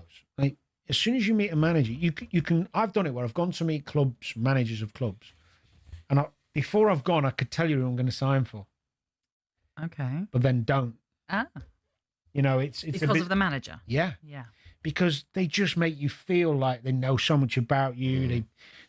So give us one manager that they just convinced you. Well, I went to talk when I left Liverpool. It was a difficult one. I spoke to Charlton, Tottenham, and Everton, and before I spoke to any of them, I thought Tottenham was the obvious choice. Not because Everton wasn't as big a club. It was more because of the Liverpool Everton thing, and Everton had been struggling down near the bottom. So I was thinking, well, I'll go and speak to them all because it's what, educate yourself. Everton, Moisey's good as gold, but it was going to be a battle. It was going to be a fight. They didn't have that much money to spend. Rooney was leaving. Blah, blah, blah. I go down to Tottenham and they'd employed a guy called Jacques Santini, a French guy, manager at the time. And although Frank Arneson was a technical director and sold the club very well, I was trying to talk to Jacques Santini about me and where I play and all that, and he didn't really have a clue about me. And then I went to meet Curbs. Curbs had watched me a million times, knew all the positions I played, told me where I was going to play in his team, what he was going to do around me, who he was trying to sign, blah, blah, blah, blah, blah. It was like, oh my God, like the one team I thought, nah. Yeah. And it just felt right because the manager made me think, he really wants me. He knows everything about me. So he made you feel important. Yeah. I've just got this image of Santini looking you up on Wikipedia. No, well, well, Frank knew me quite well. Santini only knew a little bit because he'd actually phoned Gerard Houllier. And Houllier had said to him, take him. Yeah. But then when I said to him, well, where am I going to play? Where do you see me playing?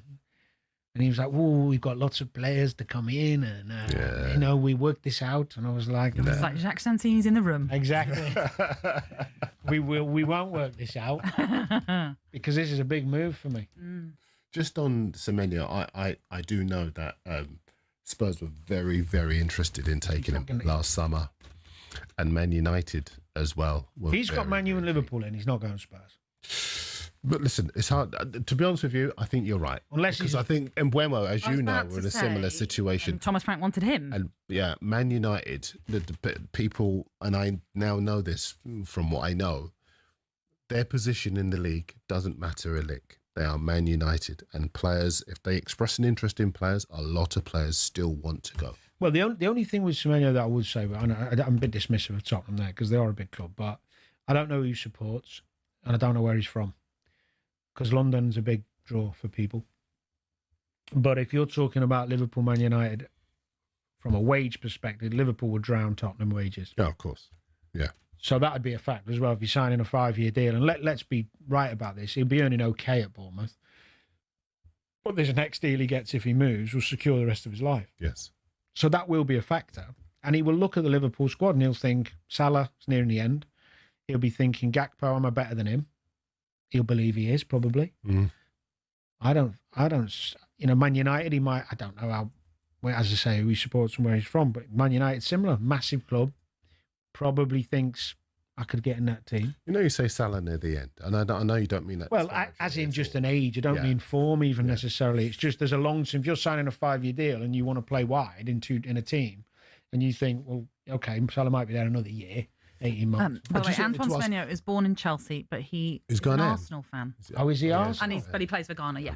Is he Arsenal fan? But what I was going to ask you is one of those questions that I would have had if I was listening to this show driving through London, which is if a club wants you and you've got a legend in the position that you would play, right? Do you think how long is near the end? Yeah, is it 2 seasons? Is it 1 season? It's a season normally, you think about it. But I don't think he'd look at it like that anyway, because he generally plays more off the left than the right. Yeah. And I think he prefers playing off the left than the right. Mm. And he probably does his best work off the left. Yeah, and he probably looks at the left side and think at Liverpool, maybe not United, actually, because Mateus Cunha plays in that position at the moment. And Semenya's not going to be a wing-back, is he? No. So will he want to play as an inverted 10? Is he a United type? Because he's a winger. Mm. So that might be a problem. The thing for me, not all, but I think the majority of footballers, and we saw this with Eze, didn't we? Or, when he went to Arsenal rather than Tottenham. If Arsenal did want him, and they think we'll get rid of one to bring him in, and he's an Arsenal fan, it's such a big pull. It really is. If you grew up supporting a team, and then they come in for you. But again, Eze there, £68 million. It's a big call to basically say, I'll go there, even though this player is there, who's only going to get better.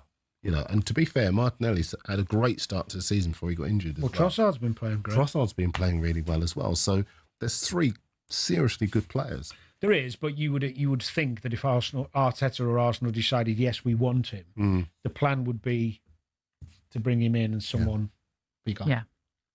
Okay. So there's a space and also as well, you know what it's like these days, 60, 62, 63 games maybe, rotations all the time. Yeah, of course. I mean, Bournemouth fans right now are listening and thinking, come on, we lost so many players in the summer. We can't lose Antoine Semenyo. They'll find another gem. No, absolutely, because they're doing brilliant work, considering the back line was. But I think that's the reason why he didn't leave in the summer, because they'd lost 3 of the back 4. They lost the keeper. They didn't want to lose the goal scorer as well. But I do know that, there was a lot of conversations being held. Well, I think if this clause, I'm surprised that news hasn't come out earlier, or maybe he just decided to stay to enjoy his football a bit longer. But the reality is his ability. He can play Champions League. He can play in a top team, I think, pretty much, and step up easily. It's never easy, right? As you can see with Kirkic. Well, I don't think I say never easy. Some players make it look easy. But the fact he's had this long now in the Premier League, and he's got to the point where he's so confident and become their main man, and it's like it's the best time to try it.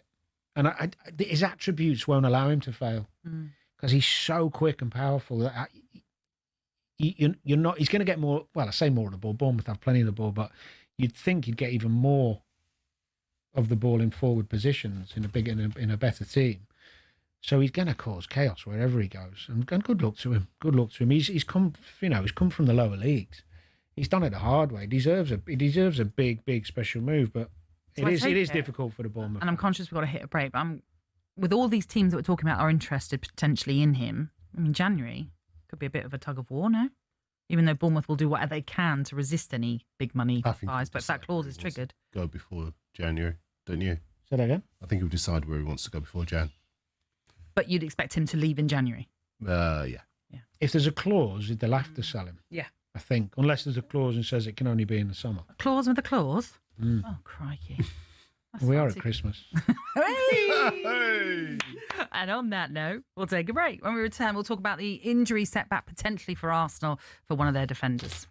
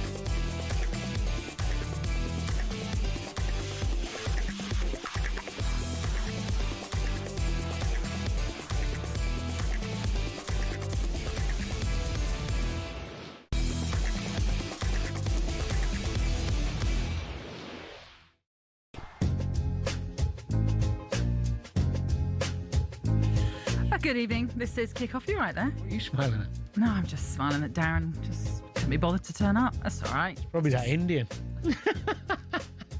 Well, you know, he had a curry. Some of us had pasta. Some of us had a burger. We all have different. It was an eclectic mix of food. Quickly run you through the scores, shall I? Germany 4-0 up at halftime against Slovakia, so they have sealed their place at the World Cup. Northern Ireland are 1-0 up. Thanks for joining us.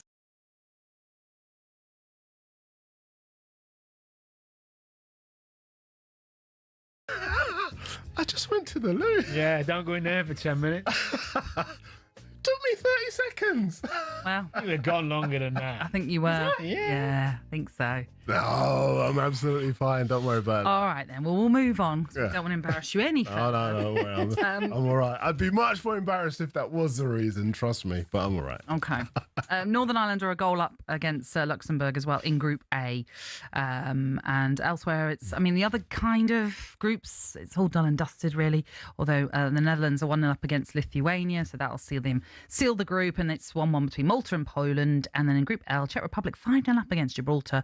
Montenegro lead Croatia 2-1. But like I say, they're all kind of done and dusted. It was all about Group A and who was going to win it. And it's Germany that are going to do that. Right, let's get to perhaps some potentially worrying news with regards to Arsenal after Gabriel limped off in the Brazil friendly against Senegal at the Emirates last week. It will mean he will most likely miss the North London derby on Sunday, and a return date is unknown. It's a thigh injury now that's being said. Honestly, yesterday we talked about a groin injury, then we said it was a knee injury. Now it's a thigh injury. Okay, just to double check it all.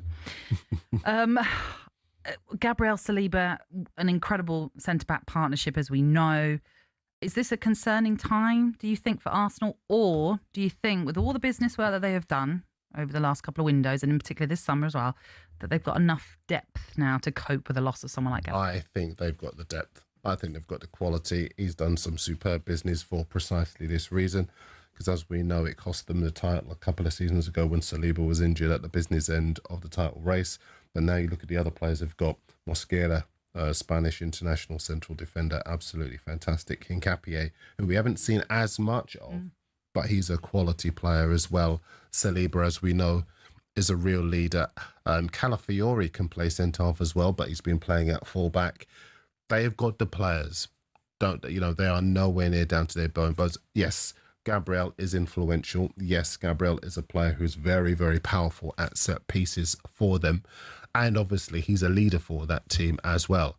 But they've got the players and the quality. And I still do think that they'll be fine against Spurs in the North London derby, Bayern in the Champions League game after that. I think they're in good shape. Yeah. We haven't seen much of Hincapié because he generally plays the left side rather than the right side, and Mosquera came in when Saliba was injured. So I would expect Hincapié to come in. You don't spend that much money on a guy who's won the league in Bayer Leverkusen and played the games he has. He's only 23. He's done a lot in his career already. He's apparently really well thought of. I haven't seen that much of him, but he's physical, tough. I think he'll probably put him in. That's why instead of just getting Mosquera, he's gone and got Hincapié as well. It's like, right, I'm getting two of them. One for the left and one for the right. I think that's the way he's looked at it. Yeah. And he's probably a bit bigger than Mosquera as well in terms of set plays, but they will miss him on set plays because there's nobody who attacks the ball in the Prem like him. Maybe Virgil, but Gabriel's better than anybody in terms of his numbers. Very difficult to stop. So if you're Tottenham and you're looking at the game plan, obviously you've got to stop Arsenal in other areas, but set plays, you're now, if he doesn't play, you're now eliminating their best header of the ball. Gives everyone a little spring. It's like, But Dan, would you make the case that with Arsenal, it's a team mentality to defend? It isn't just incumbent on the four players. It is, at but the back. I mean, probably more from a attacking mindset, I'm thinking. Yes. That desire to really go after it and try and make something happen, which can change momentum in games. Arsenal have scored a lot of goals from set plays, more than anyone else, and it completely changes the dynamic of a game. If you're not playing when you score off a set play, all of a sudden you can manage the game because you don't have to score. They can just keep the ball so well what they do. But it'll be an interesting one because for once in many, many years, you could argue that the Arsenal-Tottenham game which has always been so obviously Arsenal favourites, is now a little bit... They're still favourites, but with Tottenham's away form, 4 wins and a draw, it's a better fixture for Tottenham being away than it is at home, because the pressure at home for Tottenham's getting to them. You know, they're struggling the players to play under that expectation and that demanding, well, not demanding crowd, but a crowd that wants them to see play creative stuff. Away from home, they can be more pragmatic. Dogmatic, is that a word? And I think it suits Tottenham, and they won't have more on the ball than Arsenal. They can play on the counter. They can play set plays, long throws and stuff like that. So it's actually a tricky little fixture for Arsenal. I always think as well, playing big derby games or big games when you're coming back from international duty is harder, because everyone's coming in, a few days to go, there's not much prep time, there's some tired legs.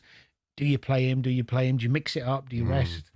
Because it's such a big game, a lot of the time the managers think, I've got to play my best team, and actually there might be an argument with Arsenal's strength and depth to make a few changes because of the amount of minutes some of the players have played. Whereas I think, for example, Spurs will be decent. I know Van der Ven's been playing at left back for the Netherlands, but I think he'll be back in at centre half. Romero might not be around, but then Danso, they've really prepared for that kind of eventuality at Spurs as well as at Arsenal, and I think that there will still be a high calibre of player. I still think Arsenal beat them, irrelevant of whether Gabriel's fit or not. Even though they've got a better record away from home, Spurs. Yep.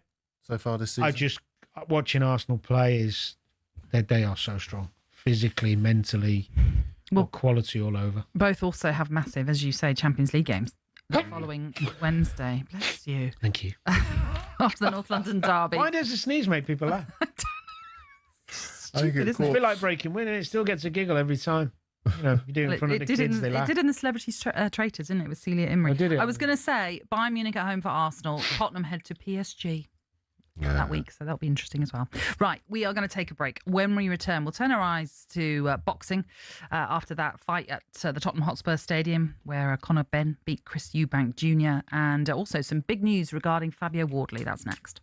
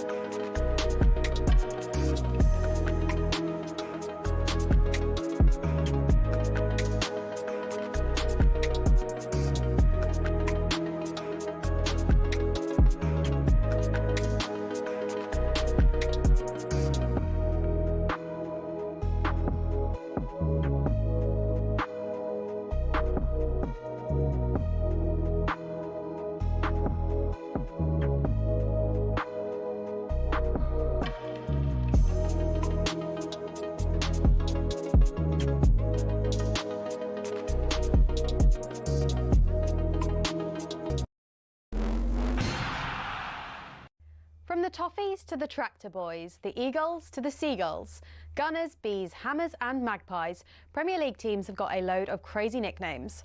Ever wondered where they came from? Let's start with Everton. They're dubbed the Toffees, but why? Well, because when the club was formed, just down the road there were two local toffee shops. Ye Ancient Everton Toffee House and Mother Noblet's Toffee Shop were big fan favourites. Next, they say if you can't beat 'em, join 'em, and that's exactly what Ipswich Town did when it came to their nickname. The term Tractor Boys used to be chanted by their opponents as a way of putting the team down for their farming background. But during one game back in the late 90s, Ipswich were 1-0 up and they decided to flip the script.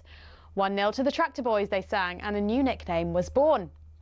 Let's head to Leicester, famous for more than just a red, well, orangey cheese and Jamie Vardy.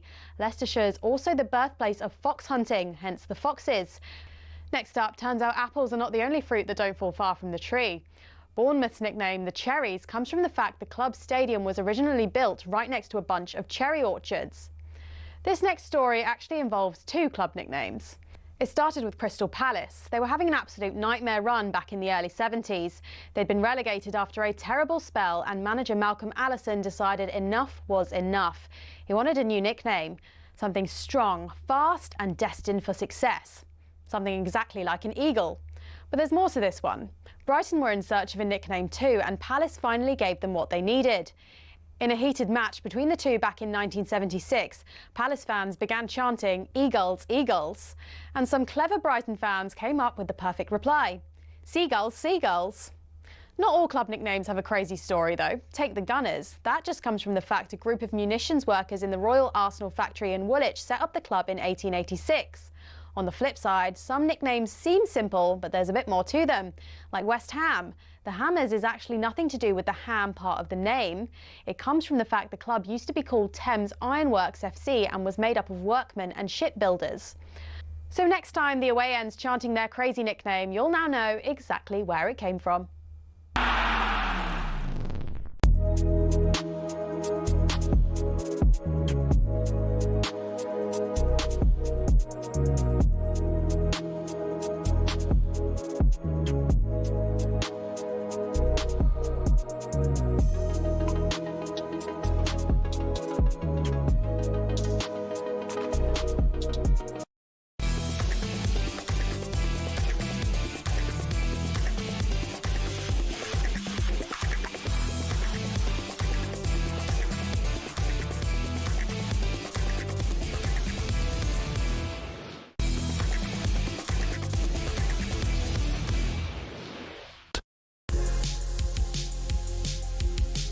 Good evening, this is Kickoff on talkSPORT. I'm Natalie Sawyer, and with me this Monday evening, it's Danny Murphy and Darren Lewis. And right now, we're turning our attentions to boxing.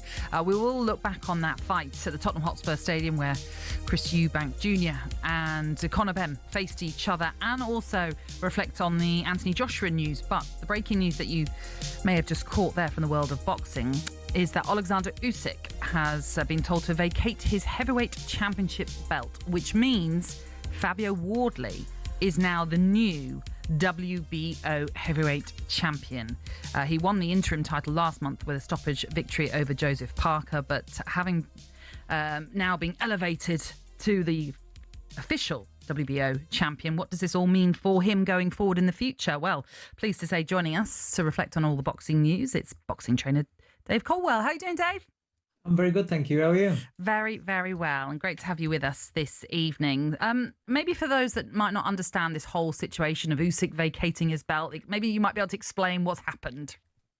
So when you become unified, undisputed champion, it's so hard to keep hold of all the belts because all the different organizations want mandatory challenges. So you can't keep them. It's like juggling hats in the air, and you end up having to give up one, two, or sometimes three, and just keep hold of one belt. So Usyk's been handed a mandatory in Fabio Wardley. He will have evaluated: is he ready to fight? Is he fit enough to fight? And also, does he want to fight against this young fighter that really he's not got a lot to gain out of beating him? Taking him on, because he's getting old now. He's 38 years old, so he's got to make the decision whether the fight that's offered on the table is worth taking. And as we can see now, they've vacated. So Wardley's deemed as not worth the risk, really. So in terms of the heavyweight division and what this opens up for Fabio Wardley, tell us more about that. What would be next? Yeah. It's exciting for him because there's a lot of names out there. I do actually believe, if I'm right, Moses Atuma is actually the number one contender, I think. But they both train in the same gym, so that fight's not going to happen. But if you look down the list of the WBO rankings, I think Filip Hrgović will probably be next in line. There's Zhile Zhang there. So there's some mouth-watering, exciting fights there because they're all big punchers and they're all on a roll, and they will all not make the mistake, because I think he's proven himself now, but they will all look at Fabio Wardley and think he's beatable. Although he's also probably, I would say, the most dangerous heavyweight that's in the division, because he carries that power, that knockout concussive power, right the way through from round 1 right to the end of the fight. Round 12, he's capable of knocking you out. Dave, quite interesting your assessment of Fabio, because I suppose with the breaking news, the question to you is, does it change your opinion of either fighter, be it Wardley or Usyk? No. I mean, listen, I'll be honest with you. I'm not a fan of this elevation of fighters from going from the interim title was first brought about for if the champion was injured and out for a long time, and then to keep the division moving, they brought in the interim. But then now these organizations are just using and slapping an interim title on when there's actually an active current champion going. And for me, it's spoiled the things. Now, when you're an interim champion, for me, I think if the champion vacates, then the interim and the next challenger, the number one, should both then fight for a vacant title. I'm not a big fan of being elevated to become world champion, because you want to hear that when you get in the ring and you fight for a world title. Every kid dreams of hearing the MC shouting, and they're new. You don't get that, because when Fabio fights next, he will already have been able to become world champion. When he walks the ring, he's introduced as world champion. When he wins his first, his fight, which is actually his first defense, although it's his first fight for a world title, he will not be introduced as the new. He is still the world champion. So I'm not a fan of that. It doesn't alter my perspective of Fabio. He's still the great prospect and the great, exciting entertainer that he is. Usyk he's ticked all the boxes. He's achieved everything. I, for one, I would like Usyk to retire, because I don't think there's any value on anybody out there in the heavyweight landscape now.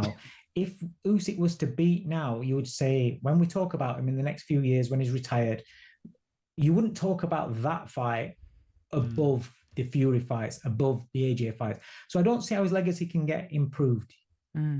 Talking of legacy, what do you make of Anthony Joshua then and this Jake Paul fight? Oh, it's controversial, this one, isn't it? It's got everybody talking. So you mentioned legacy. A lot of people are saying it's ruining his legacy. It's not, because he's coming off a loss, quite a devastating loss against Daniel Dubois. So his next fight, we've always seen, whenever somebody's coming off a loss, their next fight isn't against a monstrous opponent. It's against a guy that's there to test them a little bit, maybe just a confidence builder, and then they go on to the next big real fights. It's how boxing works. That's how it is. Now, I could do that against a guy you go down the rankings and a number 15, top 25 opponent that nobody's heard of, nobody really cares for. Nobody's interested when the fight's announced, the build-up's rubbish, and then the fight's a bit of a damp squib. Or he's been offered tens and tens and tens of millions to go in a high-profile fight that's going to be on Netflix, so your viewership's going to be, in the region of 60 million. He's going to get paid all that money, and it's an easy fight. So why wouldn't you take that fight? And he's getting it now, so it's not like he's got to wait 6 months for a fight, 6 months preparation. He's fighting in December, so he'll get a quick run out before Christmas, and then in the new year we get down to the business and he's back into the real fight. Do you know what? Just on that quickly, I do understand the money side of it, of course. Who wouldn't take that? I get it completely. But in the other fights, and I say allegedly, and there's been accusation, Tyson come out and said what he said, and it feels like a lot of the fights have been already pre-scripted. So is it... Jake Paul. Jake Paul fight, yeah. When he fought... he fought Tyson, didn't he? Mike Tyson, yeah. Yeah, the quality of the fight Josh is going to have against him, it's not really going to be a test, is it? That's the worry for me. He's like, it is just a money exercise. I don't think... Danny, 100% right. I can't argue with that. And also, when you're talking about the Tyson Fury fights and all the other fights that he's had, he's fought guys that are American footballers, baseball players, whatever. Yeah. The Mike Tyson fight, I think they had bigger gloves on. He wasn't allowed to do this, and he was 58 years old, moving like an 158-year-old fighter. So he was restricted. This is Anthony Joshua.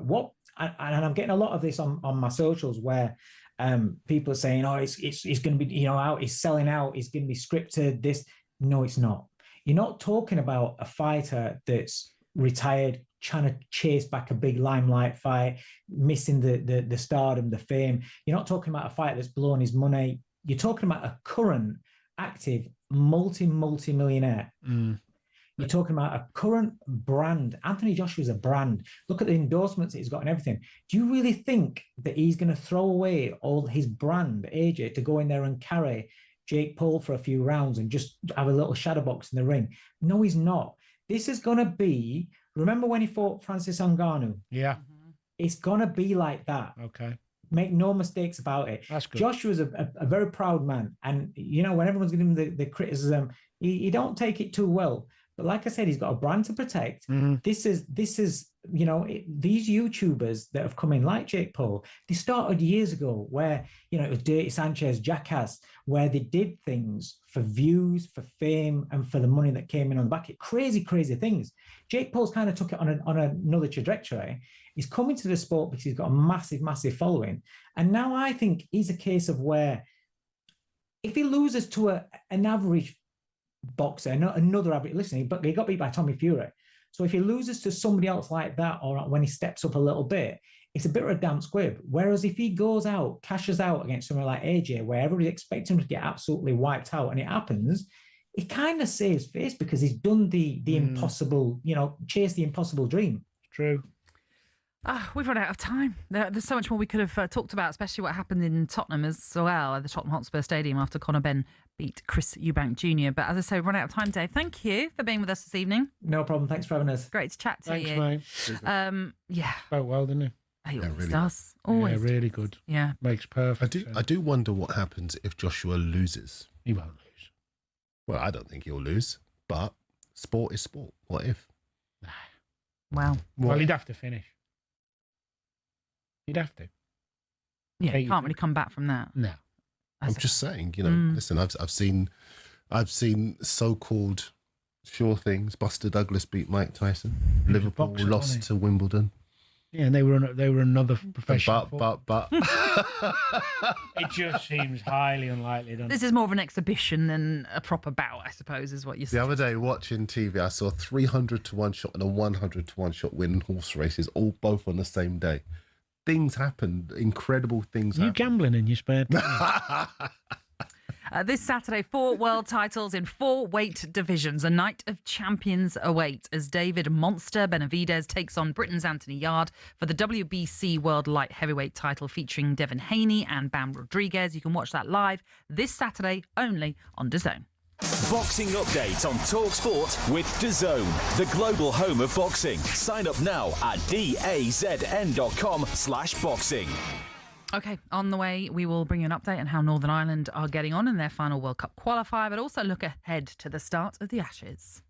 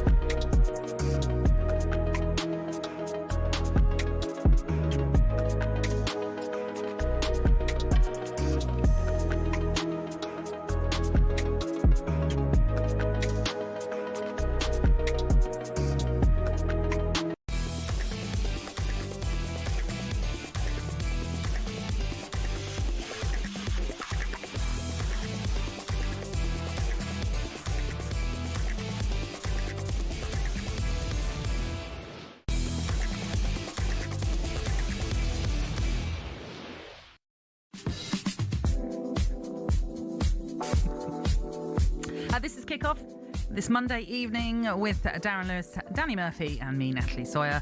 We're going to talk darts, we're going to talk cricket in just a moment as well, but it's only right that we check in with Northern Ireland in their final World Cup qualifier before the playoffs begin. Denise Watson, what's happening? Thanks, Natalie. It's Northern Ireland 1, Luxembourg 0. Still a pretty subdued second half here at Windsor. Oliver Till with a half chance for Luxembourg from the edge of the area. Nothing much else. No, just to recap, the opening Northern Ireland goal came just before the break. Jimmy Donnelly with his first international goal from the penalty spot. The spot kick awarded after Luxembourg's Christopher Martins caught Kieran Brown. And Donnelly had been involved in the disallowed goal on 18 minutes. He strayed offside after latching onto Ethan Galbraith's ball into him. Now, Michael O'Neill has brought on home favourite Josh McGuinness about 5 minutes ago for Jimmy McDonnell and Callum Marshall for the goal scorer Jamie Donnelly. But with 76 minutes gone here at Windsor Park in Belfast, it's still Northern Ireland 1, Luxembourg 0. Denise, thank you very much. Now, don't forget to tune in to our brand new show, How to Win the Ashes, on the talkSPORT Cricket YouTube channel. This week, legendary England fast bowler Darren Gough is joined by Ashes winning wicketkeeper Matt Pryor and Wisden editor Lawrence Booth to discuss the role of the Australian media. Here, Lawrence outlines why the Aussie press aren't a fan of this England test side under Stokes and McCullum. They haven't taken Bazball seriously at all. And they still haven't. We saw that the back page on the West Australian, dopey Bazball or whatever they call dozy Bazball. So there will be a bit of tension there. I think, they've always loved to hate the Poms, and Bazball's added an extra level of contempt. I mean, they refuse to accept that had it not rained in Manchester in 2023, they might have lost that series having been 2-0 up. So that has added a bit of pique, and definitely within the press. I'll be fascinated to get out there in the build-up and just see how they're writing about it, because what England need, will shut everyone up, is a good performance in the first test. If they lose that first test, they're in serious trouble. And you can watch the first episode of How to Win the Ashes on the talkSPORT Cricket YouTube channel now. And it's not long until it all gets underway this week. Are you an Ashes fan, cricket fan, Danny? Yeah, absolutely, if it's here.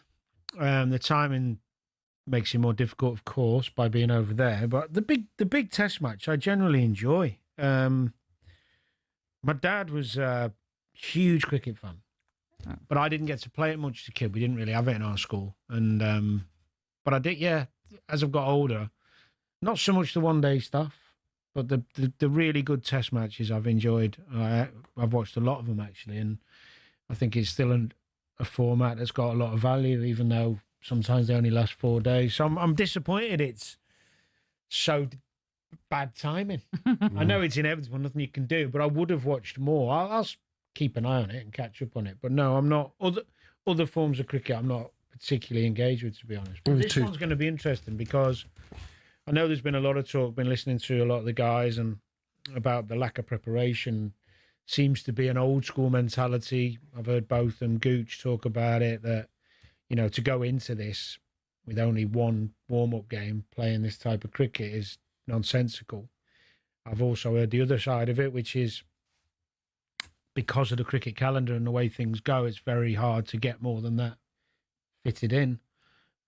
So I do understand that. They kind of made a problem for themselves. And ultimately, it'd be forgotten if they win the first test. Mm-hmm. Cricket's cricket at the end of the day. They're all very aware of how to be more disciplined or not, depending on the format. But what do you make of Ben Stokes responding to some of the legends, as you put it, talking about the warm-up as has-beens? Because, I mean, it kind of reminded me of some of England's footballers being a little bit taken aback by some of the criticism from some of the players who've worn the shirt before. And it wasn't, we are talking about some legendary figures like, Ian Botham, etc., etc. They're not has-beens, are they? No, I think he, in his role, he was inevitably going to be asked the question or the questions regarding that. So having an opinion on it's fine, of course. And sticking up for his team and himself or the selectors, whoever organises it's fine as well. But I think that degree of disrespect doesn't need, because it creates a narrative that doesn't need to be there. Yes. And ultimately, they're paid to have an opinion, ex-players, ex-pros. I do it in my job. They were only stating what most people think. It would be a more ideal situation if they'd had more practice. I mean, I don't think he needed to use those words, no. And probably in hindsight, maybe he wishes he didn't, but he's always had the courage of his convictions, Ben Stokes. He's a pretty strong character. He doesn't seem to care too much what people think. He plays his cricket like that as well. But no, I think that was a bit unwise, to be honest. Yeah, I'd agree, actually. I mean, I think, and it's part of the reason why there is this excitement around it, because there is that beef. Who's right? Who's wrong?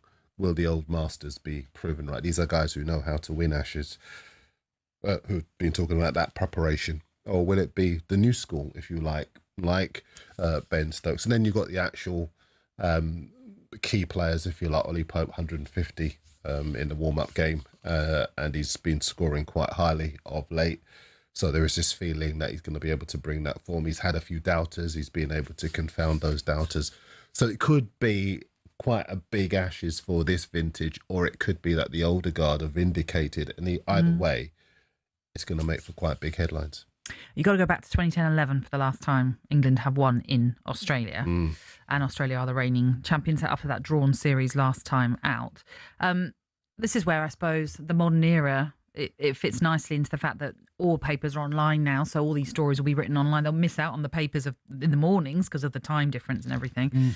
But it'll be still high up on all sports agendas, won't it? It'll be very high on all the sports agendas, and actually it'll be the kind of thing that everyone wakes up to in the morning and probably tunes into before they go to work or school or whatever else. And it's quite interesting, actually, because lots of people still do talk about papers, but a lot of the papers they're now newspaper platforms who have gone to a digital model. Yeah. So when people wake up, what do? You pick your phone up, don't you? You shouldn't, but you pick your phone up and you find out what's gone on. After my yoga and my meditation. And your 5 o'clock alarm to do it all. And yeah, nice.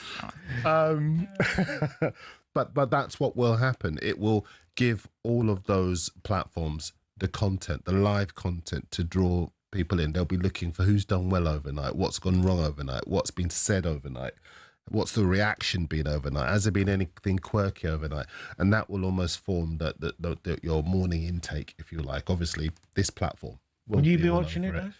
I probably no. I tell you what, ordinarily I wouldn't, but because of all of the different elements to it now, and because I love a bit of beef, I love a bit of edge, but I also but it's over. It's in the early hours.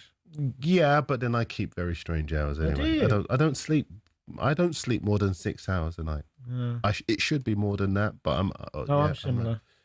I get up very, very early. So of late I've been watching some of the qualifiers that have been going on into the early hours of the morning because of the time differences. So it wouldn't really be that much. I know it's going to start 2:30 this one. So I'll probably get up early rather than stay up late. So what once, I think I've told this story before, but it's relevant. Otherwise I wouldn't tell it.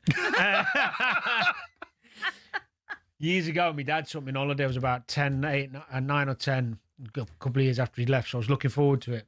I was going to Blackpool for a week. Anyway, we had to change on the train, and we got, I think it was Preston Station, and it was packed. And he turned around to me, and I saw him looking over like, another platform, and he went, "Do not move from this suitcase. Stay there." So it's chocker. He's gone through the crowd. I think he's gone over this bridge, and I've lost sight of him. Anyway, he comes back. He'd only spotted Sir Garfield Sobers. There you go. Come back with a bit of paper with his. Love that. Absolutely. And I was like, I didn't have a clue who he was. But he was like, left his son in the middle of us that could have been abducted or anything, eh? Priority. Good old dad. It was Sir Garfield. Well, he was the 666s over, wasn't he, and all that business. But yeah, he was ecstatic. My dad. I think that's what I mean. You're looking for the big personalities and players to step up.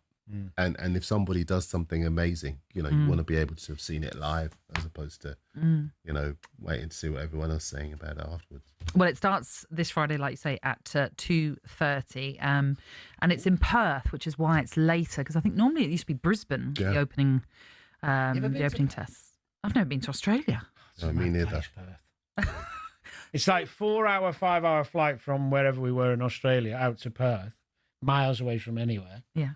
And then we had these couple little mini tournament now, and thought we'd go out, have a few beers, and check out the nightlife. Sure. The whole place shuts down like 9, 10 o'clock. 10 o'clock. Oh, you must have all been gutted. Oh my God, it's such a disappointment. And apparently that's just the way it is there. Everything just... They're very chilled in Perth, clearly. Won't be going back. I was about to say, you do not want to be there again. At least they're going to get that one out of the way then. That is the first test. Make sure you keep right up to date with the talkSPORT Cricket YouTube channel, where you can also keep up with the following on podcast feed. You're tuning in to kick off on talkSPORT this Monday evening with Ladbrokes. It's 18 and over, gambleaware.org.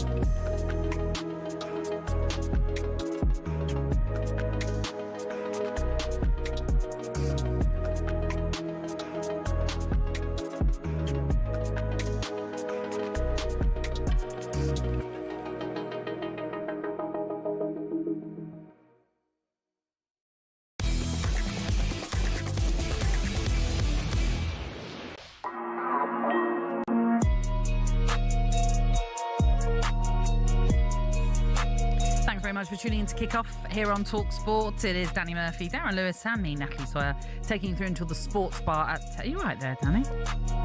Great. You had a little shiver, didn't you? Yeah. Oh, well. Probably one of my exes.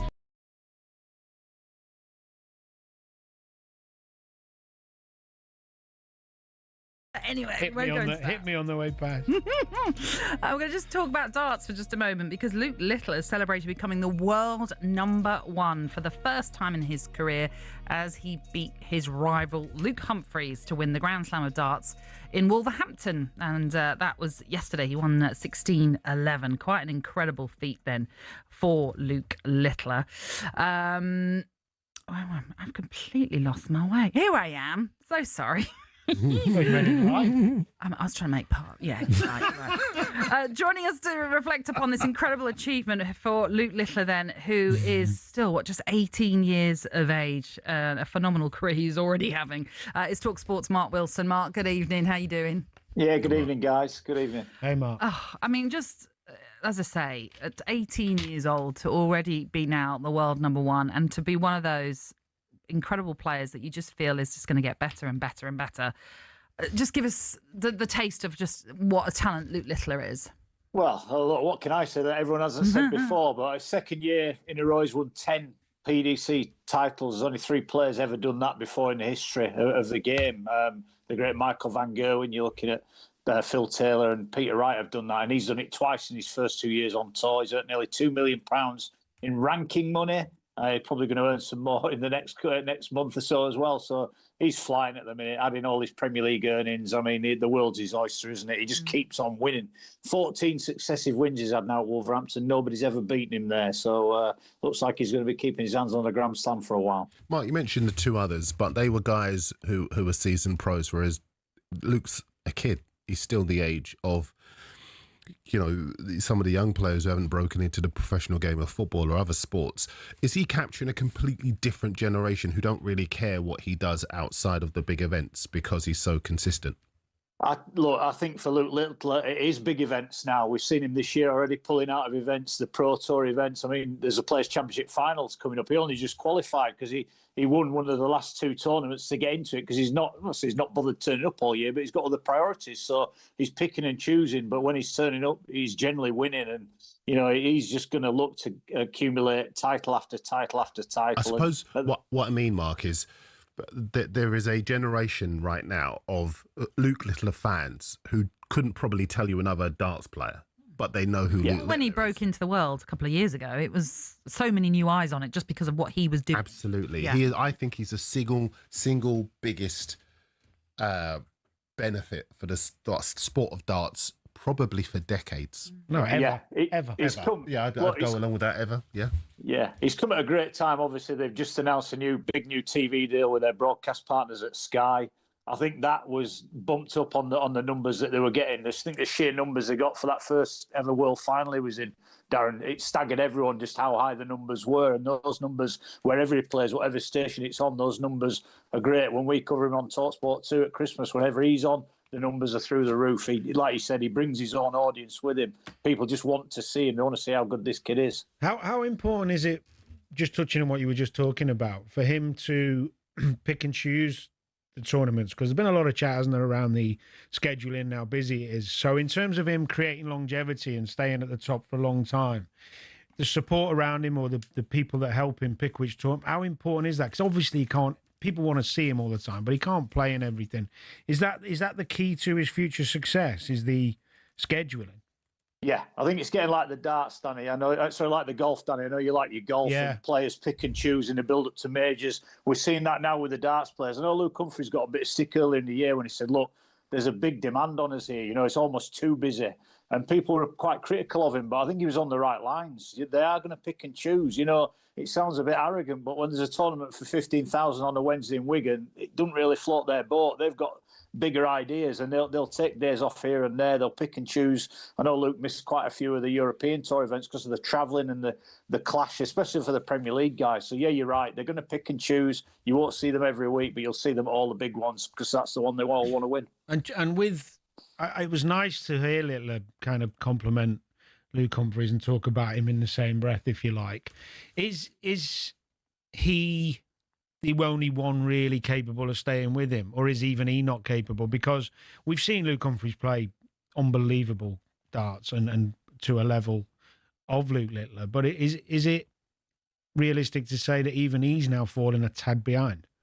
I just think at the minute, maybe, I mean, it seems ridiculous to play because Luke Humphries was staggering at the weekend himself. He played some wonderful darts, but when they went together, they seem, it's just a matchup that they just seem to bring the best out of each other. And, you know, you've got to play really well to win it. And just at the minute, it's going to look Littler's way early in the year. We saw Luke Humphries win the Premier League title. So, you know, he has had his days against Littler, and he will have his days. But just at the minute, it all seems to be going Luke Littler's way. And the form he's in at the minute is just incredible. I mean, just looking at his average at Wolverhampton, it was nearly 103 all across the week. You know, that takes some serious darts to beat him at that level. And maybe at the minute, just need to have an off day for someone to beat him. But we saw, you know, at the Grand Prix recently, Gerwyn Price had darts to beat him. He didn't take him out. You don't get many goals. If you don't get him, that's it. You might only get one chance, and at the minute, they can't put him away. Mark, would you say that he is unfortunate to be in this era with Littler when you consider... I was thinking of like Murray in the same era as Djokovic and Nadal and Federer, and you have other people who are exceptional, but they appear in an era where somebody just completely wipes them out in terms of presence, ability. Is Luke Humphries quite unfortunate in that regard? Yeah, I think in some ways, I know there's been a lot made. I think Luke Humphries himself feel he maybe didn't get the credit he deserved when he became the world number one, but he became the world number one when he beat Littler at the Worlds. And that the story was that Littler had got to the world final, if you know what I mean, at 17 years of age. So I think he has been overlooked, but we can't, you know, we shouldn't overlook the fact Luke Humphries is still winning major titles. He's just had a couple of where he's fallen a bit short in the last couple of months, but you know, you wouldn't write him off winning the World Championships in 6-8 weeks' time. So is he unfortunate? Yeah, you might argue he is, but he's also making a heck of a lot of money competing with Littler, with the prize money going up £1 million, of course, at the Worlds in early January. Someone's going to get £1 million for winning that tournament. So they're all in it together, if you like, but someone's got to be good enough to beat him. And at the minute, they're not quite good enough to beat him. And also, actually, the World Championships with the longer format as the tournament goes on, I think that kind of suits Luke Humphries, don't you? It does, but I think that the feeling is that with Littler, you've more chance of beating him in a short game than you have a long game, because we've seen him. I think at the match play he went 5-0 down and he still won that. You know, he's almost giving players a start and still beating them. So I think the longer format is a tough one, but I think what we should see is the cream rise to the top over the longer format, and the better players should be at the end. And it is, of course, the way the seedings are. They could well meet again in the final at Alexander Palace. Can't wait. Yeah, it's going to be another one that you cannot miss, and talkSPORT will have commentary of it as well. Yeah, I mean, obviously there used to be the Phil Taylor domination in darts, and then there was a period, I suppose, when you look at the World Darts Championship where Adrian Lewis, I think, won a few in a row, and Van Gerwen has obviously won a few too. But we kind of got to a point where it was every year somebody new has won it. Is the fear, though, that Littler will go on to dominate? Well, yeah, but that's the challenge he's putting down to everyone else, isn't he? Saying, look, I'm the best. If you want to win it, you've got to beat, you know, you've got to come through me to get there. And that might be what happens. But there's certainly players now. I mean, we mentioned the golf with Danny there. There's probably 10, 15 players turn up to each tournament now believing they're going to win it. And they are good enough to win it. You know, we saw Jan van Veen win a major tournament, one of the bright up-and-coming youngsters. You know, he's won a big tournament, which all the big guns were in, and he came out on top. So it is, of course, it's possible. It's exciting, but it's tough. You know, you're playing the best guy in the world at the minute, the best guy on the planet, the best guy we've seen for a number of years, and he's in form. So good luck to him, I say. Yeah, absolutely. Yeah. Well, listen, Mark, thank you. Thanks, guys. No problem. Thank you. Great to have you with us. Let's bring you a full-time score, and then in that Northern Ireland World Cup qualifier, Denise Watson. Thanks, Natalie. It's finished. Northern Ireland 1, Luxembourg 0. Not a classic by any stretch of the imagination. The second half quite scrappy, with several yellow cards dished out to the visitors. But Northern Ireland have finished this World Cup qualifying campaign with a victory, thanks to a first international goal by Jamie Donnelly, a penalty just before half-time, awarded when Christopher Martins caught Kieran Brown. Donnelly had a goal disallowed on 18 minutes, straying offside after latching onto Ethan Galbraith's ball into him. Now, it should have been 2-0 in added time, but Isaac Price sent it too high and over the bar. He might rue that missed opportunity. It's a proud night for Patrick Kelly. He's made his senior debut for his country. Kelly is a Coleraine player in the Irish League. Michael O'Neill had made 6 changes for this game, and they really did miss the likes of Dan Ballard and George Saville, who were suspended after Friday's game with Slovakia. So the World Cup playoffs in March are next on the horizon for this young Northern Ireland team. It's finished here at Windsor Park in Belfast. Northern Ireland 1, Luxembourg 0. Denise, thank you very much. And yes, Germany did win their game 6-0 to ensure, as they beat, where am I? Goodness me, Slovakia 6-0 to assure themselves of top spots. So they are now through, as are the Netherlands. They came through to win their final game of their World Cup qualifier, beating Lithuania 4-0, which means Poland's 3-2 win over Malta, although they're still playing, is immaterial in the sense that they cannot obviously overtake them, but they will, Poland, assure themselves of a playoff spot. So that runs you through some of the games that took place today. Don't forget, of course, Scotland against Denmark is a winner-takes-all match. That's coming your way tomorrow. And you're listening in to Kick Off on talkSPORT with Ladbrokes. It's 18 and over, gambleaware.org.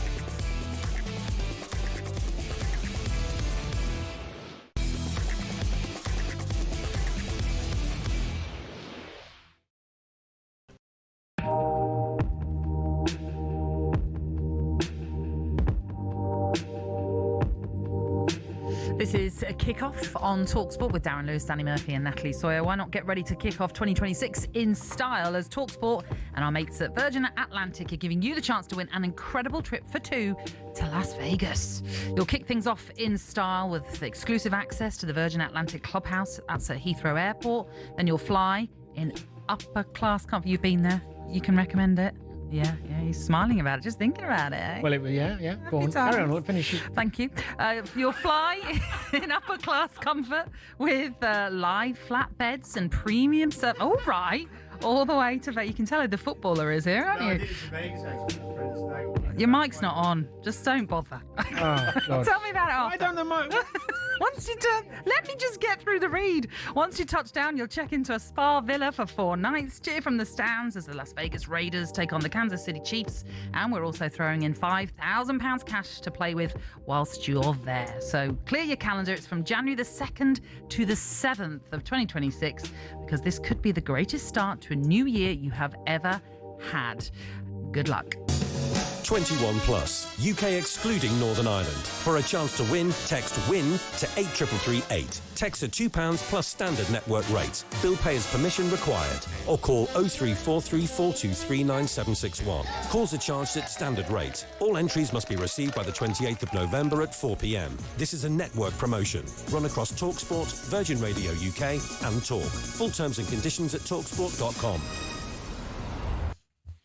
By the way, Sports Bar follows us from 10 o'clock with Jamie O'Hara and Rory Jennings, so get your calls into them on the all stories if you want. 03717 223344. That is the number you need to get in touch. Come on, tell us That'll about be fun, that Tottenham-Chelsea again. Rory's taking Oh, I see. Jason Between these Cundy's, two. Like, what are you talking about? Right, yes, you're absolutely right. It'll be head to head. You're moving on from the Virgin upper class malarkey. It just reminded me of a stag do I went on to Vegas with Virgin from Heathrow. Yeah, it was like you were reading out a previous trip of mine. Happy memories. If you're watching on TV and you press the red button, Danny will tell you details of that stag do. I'm sure that very much is what goes on in Vegas. Daniel won't. You need more than $5,000 if you're in Vegas for 4 nights, let me tell you. I know, it's got really expensive, hasn't it? I've been to Vegas. I was there for 3 days, right? And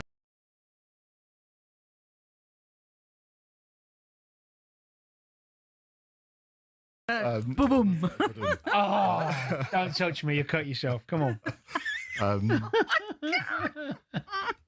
And it's like going through a tornado and then ending up in clear, calm blue skies, and it's Las Vegas is just. Well, you can make it how you want it to be. It can be anything. Because the first time I went to Vegas, I went with my mum and dad. Yeah, you can do wonderful shows, sightseeing. Yeah. Honestly, it's got everything there. But yeah, it's a lot. I went to I don't think I'd want to go back now. A casino, football match. All in 3 days? Oh, yeah. Oh, you'd crammed a lot in. You went to a pool party? Yeah. Nice. You want to tell us anything more? No, press the red button. All right, then. Listen, we're in an international break, but that is coming to an end with the return of the Premier League this weekend, and it all kicks off on Saturday with our game day lunchtime exclusive. I don't think you want to move on, do you? You want to talk more about Vegas, We are talking about it. You're just reading that. This is where it's unfair. I missed out. No, we're not. I'm being told we're not going on. From Turf Moor, Burnley against Chelsea is what kicks things off with the return of the Premier League. It is presented by Fake Crothers with Sam Matterface and Stuart Pearce, your commentary team for this one. And Burnley find themselves in 17th place. It's only goal difference that keeps them out of the bottom 3. And as for Chelsea, they are third, having won 4 of their last 5 games. So does this all point then to a straightforward away win for you, Danny? I think they'll win. I don't know about straightforward, because one thing Burnley are is tenacious and hardworking, and they'll fight for everything, and they'll have the fans behind them. Yeah. But you'd think Chelsea's quality will come through, unless for some, they had a bad day and the lads weren't at it because they've been travelling all over. But I can't see Burnley upsetting Chelsea's rhythm at the moment. They've got a lot of talent in attacking areas. I'd go Chelsea win, yeah. If they win, as I say, it's a 12:30 kickoff, so it will take them up to second. They'd be a point clear of Manchester City, albeit that City will still have to play. Do you see Chelsea as, Darren, realistic title contenders? No, I don't. And it's not because they haven't got a lot of exciting talents or a manager who is coping with all of the challenges of the job. But I think title contenders have a mix of experience and young players in that squad. And I don't see where that experience, that older head to guide either the centre halves, the midfielders, I just don't see where that player is. And given their model and the way that they want to do things at Chelsea, I don't see that individual coming into the building anytime soon. So yeah, what they do manage to do, for example, in terms of cup competitions, that they'll punch their weight there, where if you get some luck with the draw, you might come out on top. But in terms of the consistency needed to go through the slings and arrows of a title race, 10 months of, consistency and lifting players off the floor and guiding young players through difficult moments, it's a difficult one. Why are you giggling? You're terrible. Because I keep doing all of my analogies, and I was about to do the slings and arrows of outrageous fortune, and then I stopped. Thankfully, I thought, no, let's not do that. Go on, Danny. Tell us, do you agree Chelsea aren't in a title race?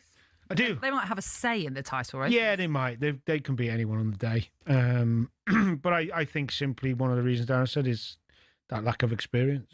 I don't remember. I suppose you could argue Leicester didn't have a whole heap of experience in terms of their team that won it that unbelievable season. But generally, the teams over the years have always had that little bit of guile and leadership and experience. And it would, well, if they were to win it with this youngest average age team ever, I think, I'm right in saying, in the Prem, it would be validation for the owners and the recruitment policy. And it would change things in other clubs' thinking, I think, if they were to do it, in some respects. But I think defensively they are lacking, and I think offensively they are capable of scoring lots and lots of goals. But defensively, I think they don't have enough. And just a quick word then on Burnley and their situation. As I say, it's only goal difference that keeps them out, and actually only Wolves and West Ham have conceded more goals than them this season. Yeah, but that's the reason why it's not going to be a straightforward win for Chelsea, because they need that defensive steel to be able to fight for their lives. And they will fight for their lives. They do a good job under Scott Parker, and I don't expect them to roll over at all. I think they've just got to keep remaining competitive, Burnley, which they are doing. They are losing games, they are conceding goals at times, but not many. And the reality is there's a lot of teams around them who are struggling as well. So if they can be anywhere near, and not caught adrift by January, they'll feel like they've got a chance, because there's another window. Yeah. And maybe he'll get back to a little bit more. Yeah. All right. That's it for us on Kickoff this Monday evening. It's been great. Thank you very much for tuning in. Thank you for Darren. Thank you to Danny as well. Thanks to the team. On the way, it is the Sports Bar with Jamie O'Hara and Rory Jennings. Get your calls into them, 03717 2233 44.